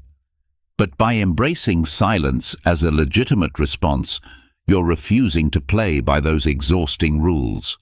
You're taking a stand without having to engage in verbal sparring or emotional manipulation. The practice of strategic silence isn't just about controlling external situations. It's also about reclaiming your own energy and protecting your inner peace. Silence acts like a filter that keeps your emotional equilibrium intact by blocking out the negativity that others try to project onto you. The moment you stop feeling compelled to respond to every rude comment, every passive-aggressive jab, or every attempt to drag you into unnecessary drama, you free yourself from a tremendous burden. Learning to use silence effectively wasn't an easy transition for me personally. I used to believe that if I didn't defend myself or respond to challenges, I would appear weak or passive. But I started noticing something interesting about my own emotional patterns. Every time I responded to people who were disrespecting me, I would end up feeling drained, frustrated, and somehow diminished by the interaction. But when I learned to hold my tongue, when I allowed their comments to pass by like background noise that had nothing to do with me, I realized that I felt lighter, stronger, and much more in control of my own emotional experience. It was as if I was reclaiming a piece of my personal power every time I chose silence over reaction. I stopped giving people access to my inner world through my emotional responses, and I started living much more on my own terms rather than constantly reacting to other people's behavior and opinions. Here's my challenge for you. The next time someone treats you disrespectfully, pause for a moment, take a deep breath, look them calmly in the eye, and then say absolutely nothing. Let your silence speak for itself. You might be genuinely surprised by how uncomfortable they become with the lack of reaction, and more importantly, how freeing and empowering it feels for you to simply refuse to engage with their negativity. Embracing silence as your answer is about recognizing that sometimes saying nothing is actually the most powerful statement you can make. It's about understanding that your peace of mind is more valuable than winning arguments with people who don't respect you, and it's about taking control of your own emotional experience rather than allowing others to dictate how you feel through their behavior. Another crucial area where many people struggle with disrespect involves the exhausting cycle of constantly explaining and justifying their personal choices. This pattern is so common and so damaging to self-respect that it deserves careful examination. How many times have you made a perfectly reasonable decision for yourself, only to have someone immediately start questioning you about it? Why did you do that? Why didn't you go to that event? Why did you take that job? Why are you dating that person? Why don't you want children? Why did you move there? The list of invasive questions people feel entitled to ask is seemingly endless, and here's the uncomfortable truth that many people don't want to acknowledge. They're simply not entitled to explanations for how you choose to live your life. Your choices are fundamentally your own, and you don't owe anyone a detailed breakdown of your decision-making process, your motivations, or your personal priorities. This might sound controversial or even harsh, but let's examine what's really happening when people constantly question your choices. In most cases, they're not asking because they genuinely want to understand you better, or because they're seeking to learn from your experience. More often, they're looking to judge your decisions, poke holes in your reasoning, make you doubt yourself, or feel better about their own choices by making you second-guess yours. When you consistently explain and justify your choices to others, you're inadvertently communicating that your decisions are somehow up for debate, that other people have a right to approve or disapprove of how you live your life. You're essentially asking for permission to make choices that are entirely within your own authority to make. This pattern not only undermines your confidence in your own judgment, but it also teaches others that they can question and challenge your autonomy whenever they feel like it. Let's dig deeper into the psychology behind why people feel so entitled to explanations for others' personal choices. Often, when people question your decisions, it's because your choice challenges their own worldview or makes them uncomfortable in some way. Maybe you're taking a risk they're too scared to take, or perhaps you're stepping outside social norms that they find comforting and predictable. Your independence or willingness to do things differently can trigger their own insecurities or regrets about paths not taken. Asking you to explain and justify your choices becomes their way of trying to fit you back into their comfort zone, to make your decisions seem less threatening or challenging to their own life philosophy. But here's the critical point. Just because your choices make someone else uncomfortable doesn't mean you're responsible for reassuring them or helping them feel better about their own decisions. Your life isn't a public service announcement designed to make others feel comfortable with their choices. I experienced this dynamic firsthand when I decided to make a significant career change, leaving a stable but unfulfilling job to pursue something I was genuinely passionate about, even though it came with considerably more financial risk and uncertainty.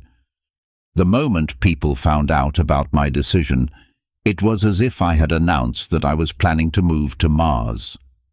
I was constantly bombarded with questions. Why would you leave such a secure position? How are you going to make it work financially? What if you fail? Aren't you worried about stability? What will you do for benefits? Initially, I felt compelled to provide detailed explanations. I would talk about how I wanted something more fulfilling, how I had a business plan, how I had saved money as a safety net, how I had researched the market extensively. But I quickly realized that no matter how thorough my explanations were, they never seemed to satisfy the questioners. The more I explained, the more people found new angles to question, new potential problems to point out, new reasons why my decision might be flawed. It was exhausting, and more importantly, it was making me doubt a decision that I had made thoughtfully and deliberately. I found myself spending more time defending my choice than actually working toward my goals. That's when I decided to try a completely different approach. The next time someone asked me, "But why would you leave that stable job?" I simply replied, "Because I wanted to." No additional details, no breakdown of my strategic thinking, no justification of my priorities. Just a simple, honest answer that didn't invite further questioning or debate.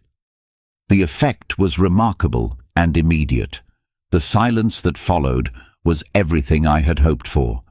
People didn't know how to respond because I had effectively taken away their power to question and challenge my choices. They couldn't argue with "because I wanted to."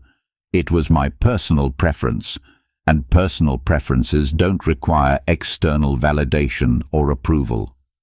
More importantly, I felt amazing. It was liberating to stand in my own truth, knowing that my decisions were valid and sufficient simply because I had made them thoughtfully. When you stop justifying your actions to others, you give yourself permission to live authentically without the crushing weight of other people's expectations and judgments. Here's the profound realization that comes with this approach. Your life doesn't need an audience vote. Not every decision you make has to be analyzed, approved, or understood by others. When you stop explaining yourself constantly, you're communicating a powerful message. I'm confident enough in my choices that I don't need your approval or validation. Think about it carefully. When was the last time you saw a truly confident, self-assured person breaking down their personal decisions for others? Probably never. Because people who genuinely own their lives don't feel the need to seek external validation for their choices. They understand that the only approval that truly matters is their own, and they've developed enough self-trust to make decisions without requiring a committee of advisors to sign off on every choice. I used to be the person who would essentially give a full presentation complete with charts and graphs explaining why I was doing something, desperately trying to get everyone on board with my decisions. But over time, I realized that this pattern of over-explanation was actually undermining my confidence in my own judgment and making me second-guess choices that were perfectly reasonable and well-considered. So, I made a commitment to myself. If someone asks me about a personal decision, I'll answer briefly and honestly. If they push for more details or try to challenge my reasoning, I'll smile politely and redirect the conversation. I don't provide lengthy justifications, and I don't engage in debates about whether my choices are right or wrong according to someone else's value system. The result has been transformative. Life became significantly lighter and more enjoyable. The more I stopped explaining myself to others, the more confident I became in my own decision-making abilities. I realized that I had been seeking external validation for choices that were entirely within my own authority to make, and that this pattern had been slowly eroding my self-trust and autonomy. Here's my challenge for you. The next time someone questions one of your personal choices, resist the automatic urge to provide a detailed explanation or justification. Instead, try responding with something simple like, "That's what felt right for me," or "because I wanted to," and then let the silence speak for itself. Watch how powerful that simple statement can be. You'll likely find that you feel stronger, more in control, and more at peace with yourself. Most importantly, you'll begin to understand that your choices don't need anyone else's stamp of approval. They're valid and worthwhile simply because you made them thoughtfully and deliberately.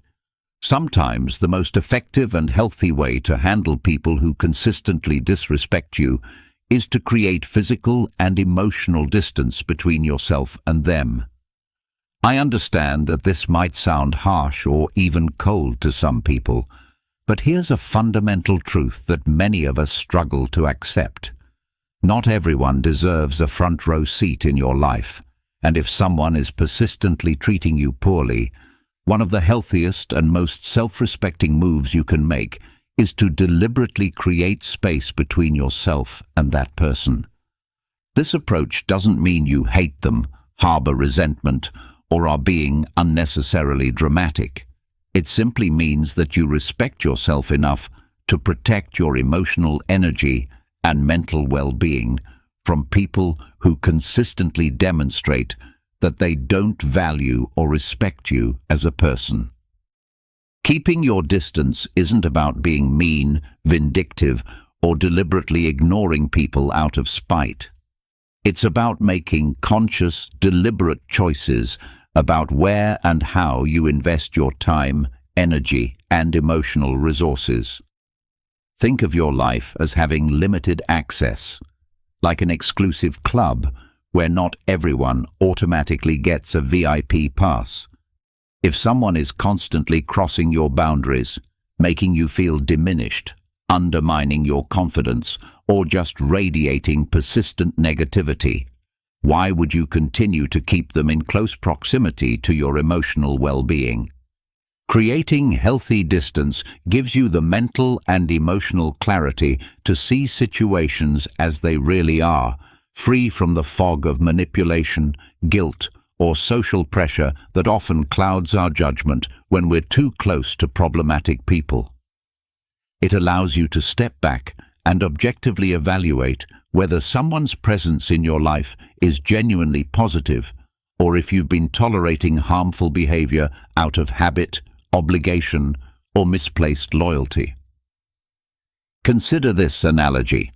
When you keep people who disrespect you in close proximity, it's like inviting them to an all-you-can-eat buffet where they can criticize, judge, undermine, and take from you as much as they want, whenever they want.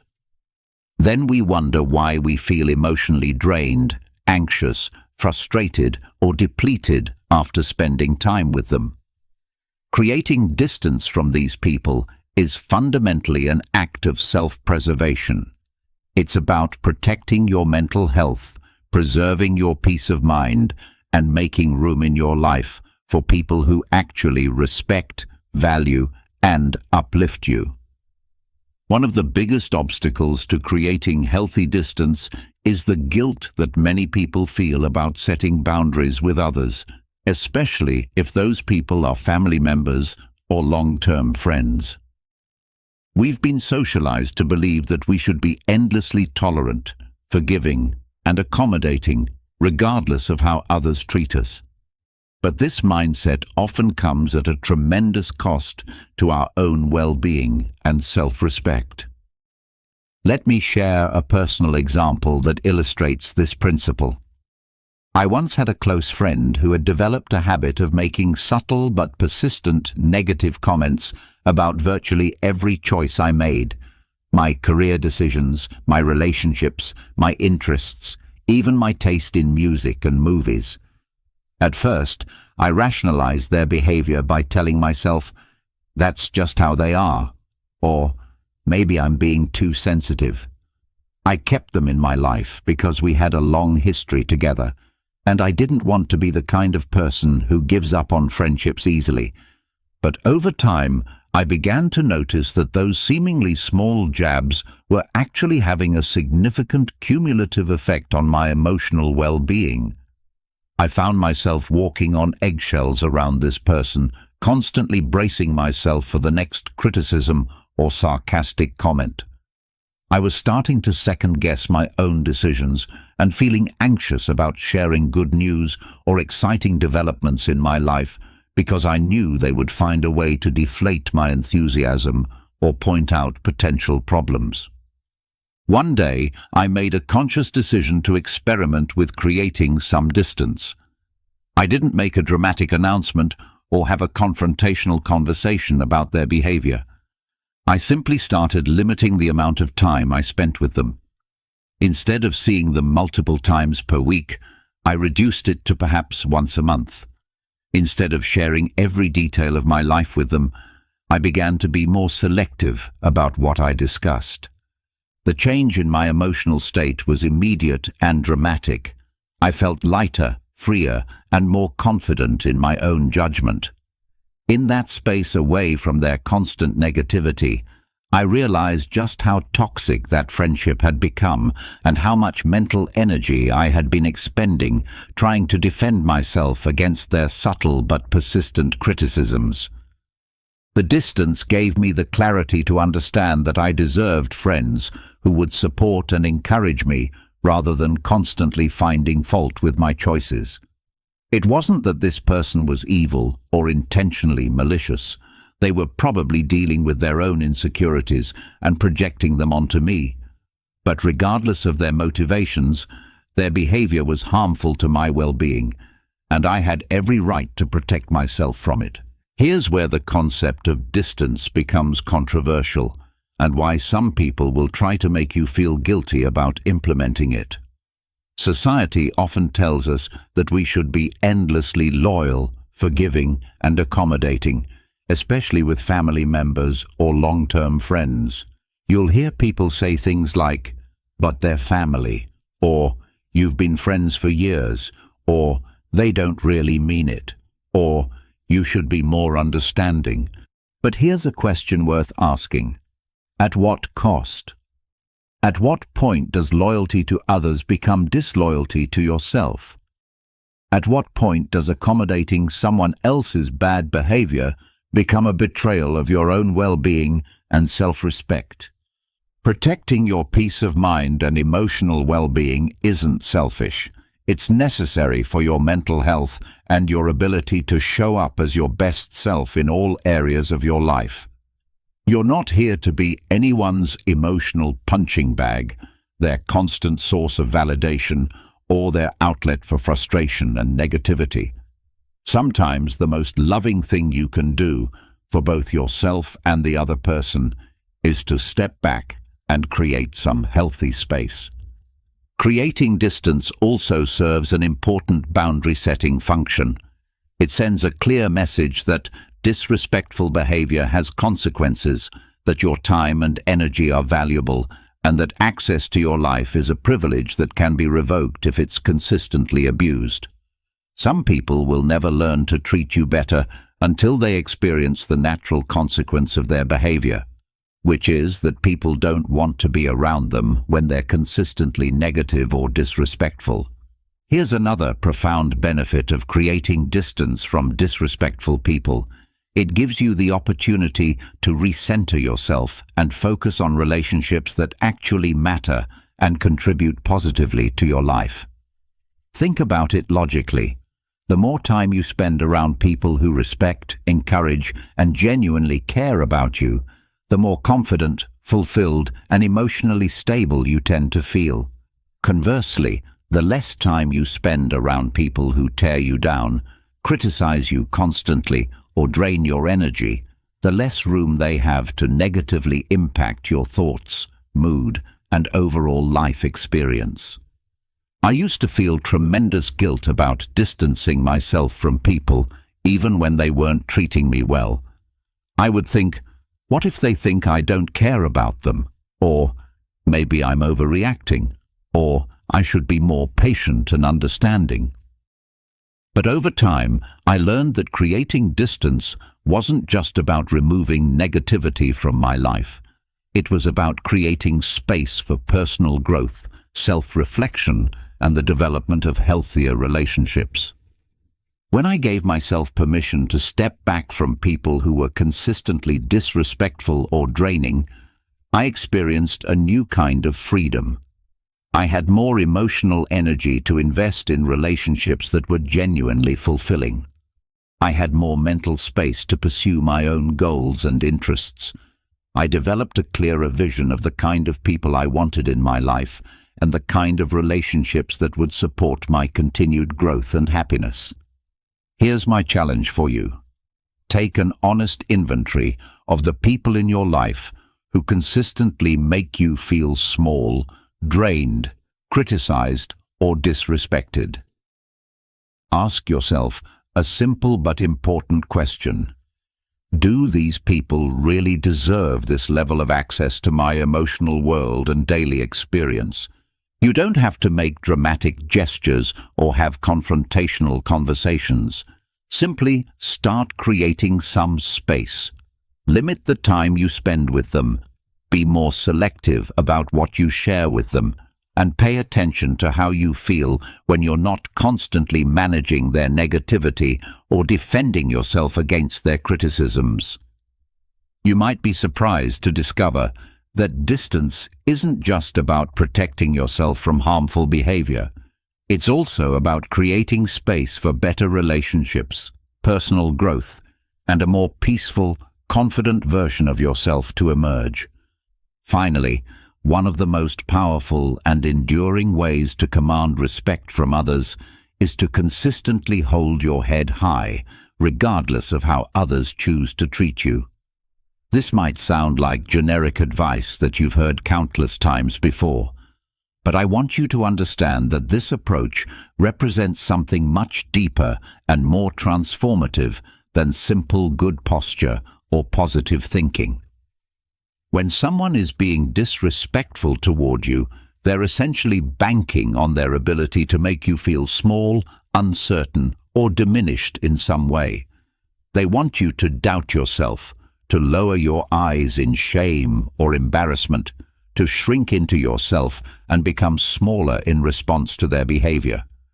But when you make the conscious choice to stand tall and hold your head high, you're communicating something powerful without saying a single word. I know exactly who I am, and nothing you say or do will make me feel less than I am. Here's what makes this approach so psychologically powerful. Confidence and self-assurance make people uncomfortable, especially people who derive their sense of power from disrespecting others. Disrespectful people typically rely on the idea that their words or actions have the ability to influence your emotional state, to control your self-perception, or to make you feel inferior in some way. When you refuse to let their disrespect penetrate your sense of self-worth, when you literally stand taller and hold your head higher in response to their negativity, you're demonstrating that they simply don't have the power to bring you down. This visible display of unshakable self-respect throws disrespectful people off balance because it disrupts their entire strategy. They don't know what to do with someone who remains confident and composed in the face of their attempts to diminish them. It makes them question their own power and effectiveness, rather than making you question yours. I remember being in a recurring situation with someone who seemed to take genuine pleasure in making subtle insults and undermining comments whenever we interacted. You know the type of person I'm describing. They always have a smirk on their face, always have a joke that feels more like an attack, and they seem to derive energy from making others feel uncomfortable or insecure. Initially, I would try to brush off their comments, laugh nervously, or attempt to defend myself, but honestly, their behavior was getting under my skin. I found myself dreading interactions with this person and feeling like I had to constantly be on guard, ready to defend myself against whatever cutting remark they might make next. But then I decided to try a completely different approach. I made a conscious decision that I was done feeling small or defensive around this person. The next time we met, I showed up with my shoulders back, my head held high, and a calm, confident demeanor. Every time they made one of their characteristic cutting comments, I simply looked them directly in the eye, smiled slightly, and carried on the conversation as if their attempt to diminish me had completely missed its mark. The transformation in the dynamic was remarkable. They actually started backing off from their usual pattern of subtle attacks. It was as if they could sense that their comments weren't reaching me anymore, that I was operating from a place of such solid self-confidence that their negativity simply couldn't penetrate it. Gradually, their attempts to undermine me faded away entirely because they realized that their usual tactics were no longer effective. There's something almost magnetic about a person who holds their head high with genuine confidence. It creates what I think of as an invisible force field that communicates, "I'm untouchable by your negativity." This isn't about arrogance or superiority. It's about having such a solid foundation of self-respect that external criticism or disrespect simply doesn't have the power to shake you. Here's where this approach becomes particularly powerful and potentially controversial. People who don't respect you often hate seeing you confident and self-assured. Your confidence disrupts their worldview and challenges their assumptions about their own power and importance. They want to believe that they're somehow superior to you, that they have something over you, or that they can affect your emotional state at will. When you walk around with unshakable confidence, it disrupts that narrative completely. To some people, your self-assurance might actually feel offensive or threatening. They might interpret your refusal to be diminished by their behavior as arrogance or defiance. Society doesn't always know how to handle people who are unapologetically confident in themselves, especially when they refuse to let others' negativity define their self-perception. But here's the crucial point. Holding your head high isn't about them. It's about you. It's about living as if you're fully aware of your inherent worth as a human being. as if you have nothing to prove to anyone, and as if you already possess everything you need within yourself to feel valuable and complete. This becomes a radical act of self-respect in a world that often tries to teach us that our worth is dependent on others' approval or validation. When you hold your head high consistently, you're making a profound statement about your self-worth. You're declaring that regardless of how others choose to treat you, you see yourself as valuable, deserving of respect, and inherently enough just as you are. This isn't something you earn from others through performance or pleasing behavior. It's something you claim for yourself as a fundamental right. Here's the deeper philosophical message embedded in this practice. Self-worth isn't something that should be dependent on external validation or other people's opinions. It's an internal recognition of your inherent value as a human being. No matter what others think, say, or do, you have the choice to walk through life as if you already possess everything you need within yourself to feel worthy and complete. When you truly internalize this understanding, other people's attempts to disrespect or diminish you become largely irrelevant because you're not seeking their approval or validation in the first place. The practice of holding your head high isn't just about physical posture, although that certainly plays a role. It's fundamentally about mental and emotional posture, the way you carry yourself through the world internally. It's about walking into every room as if you belong there, not shrinking yourself to fit into someone else's limited perception of who you should be. It's about refusing to apologize for your existence, your choices, or your authentic self. When someone makes a snarky comment or attempts to belittle you, you can choose to let it roll off you like water off a duck's back. They're not seeing the real you anyway. They're typically projecting their own insecurities, frustrations, or limitations onto you. Why would you allow their distorted perception to influence how you feel about yourself? This approach requires a fundamental shift in how you think about respect and validation.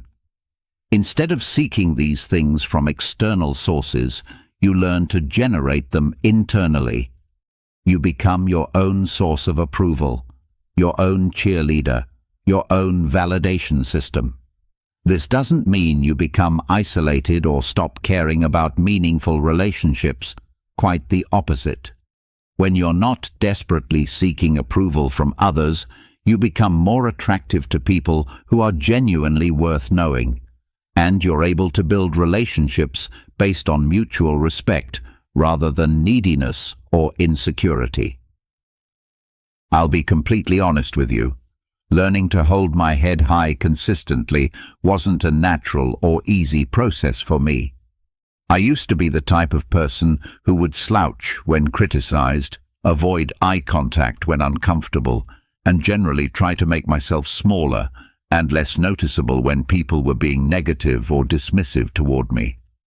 It felt safer to disappear, to avoid confrontation, to blend into the background when tensions arose. But over time, I began to notice something important. Every time I held my head high in the face of disrespect, every time I refused to let someone's negativity seep into my sense of self-worth, I felt demonstrably stronger and more confident afterward. It was as if I was gradually building an internal muscle of self-respect through practice and repetition. Each time I chose to stand tall in my own truth rather than shrinking in response to others' behavior, I was essentially reminding myself that I didn't need anyone's permission to feel worthy or valuable. I could simply choose to recognize my own worth, regardless of whether others acknowledged it or not. The practice of holding your head high extends beyond just physical posture and demeanor.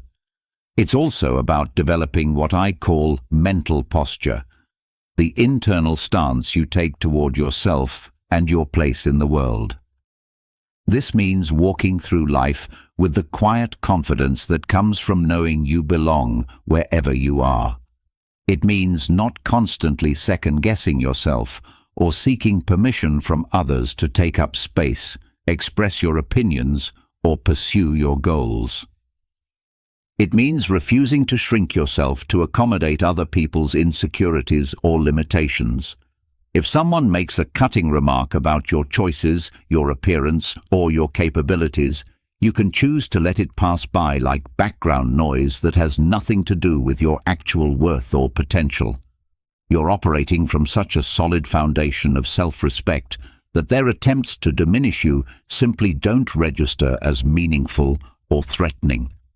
This internal shift has practical implications for how you navigate challenging social and professional situations. When you walk into a room with genuine confidence, not arrogance or false bravado, but authentic self-assurance, people notice. They can sense that you're not someone who can be easily manipulated, intimidated, or pushed around. This natural confidence tends to discourage disrespectful behavior because most people instinctively recognize when someone is truly secure in themselves. Interestingly, the more you practice holding your head high, the less you'll find that disrespectful behavior from others even registers on your emotional radar. You'll be so grounded in your own sense of worth that other people's attempts to bring you down will feel irrelevant and powerless. It's not that you become cold or disconnected. Rather, you become selective about which voices and opinions you allow to influence your internal state. You start to recognize that most disrespectful behavior says far more about the person displaying it than it does about you. People who consistently treat others poorly are usually dealing with their own unresolved issues, insecurities, or pain. Understanding this doesn't mean you have to tolerate their behavior, but it helps you avoid taking it personally and allows you to respond from a place of strength rather than defensiveness. Here's my practical challenge for you. The next time you encounter disrespectful behavior, whether it's a subtle dig, an outright insult, or any other attempt to make you feel diminished, resist the urge to react defensively or emotionally. Instead, take a deep breath, consciously straighten your posture, and look the person directly in the eye as if to say, "I see what you're doing, but I'm above this level of interaction." You don't need to say anything confrontational or aggressive. Sometimes the most powerful response is simply to maintain your dignity and composure while making it clear that their behavior doesn't have the power to affect your sense of self-worth. Hold your head high, not because you're better than anyone else, but because you recognize your own inherent value and refuse to let others diminish it. The practice of consistently holding your head high is ultimately more than just a technique for dealing with disrespectful people. It's a powerful way of living that communicates respect for yourself and invites respect from others. It's a quiet but unmistakable statement that says, "I know who I am, I value who I am, and nothing you say or do can change that fundamental truth." As we reach the conclusion of this exploration into commanding respect and handling disrespectful behavior, it's important to understand that these approaches represent more than just tactical responses to challenging people. They're fundamentally about developing an unshakable foundation of self-respect that becomes the bedrock for all your interactions and relationships. Life is genuinely too short and too precious to spend it constantly bending over backward for people who can't or won't see your value. You don't need anyone's permission to stand tall, protect your peace of mind, and live life on your own terms. People will inevitably try to bring you down, test your boundaries, question your choices, and challenge your confidence. That's simply the reality of living in a world with other human beings who have their own insecurities, agendas, and unresolved issues. But here's the empowering truth. You get to decide what energy you allow into your life, and you get to set the standard for how you're treated. You have far more control over these dynamics than you might have previously realized. The techniques we've explored, the silent stare, strategic silence, refusing to over-explain your choices, creating healthy distance, and holding your head high, are all expressions of the same fundamental principle: self-respect. When you consistently demonstrate genuine respect for yourself through your actions, responses, and boundaries, something remarkable happens. You naturally begin to attract people who recognize and appreciate your worth.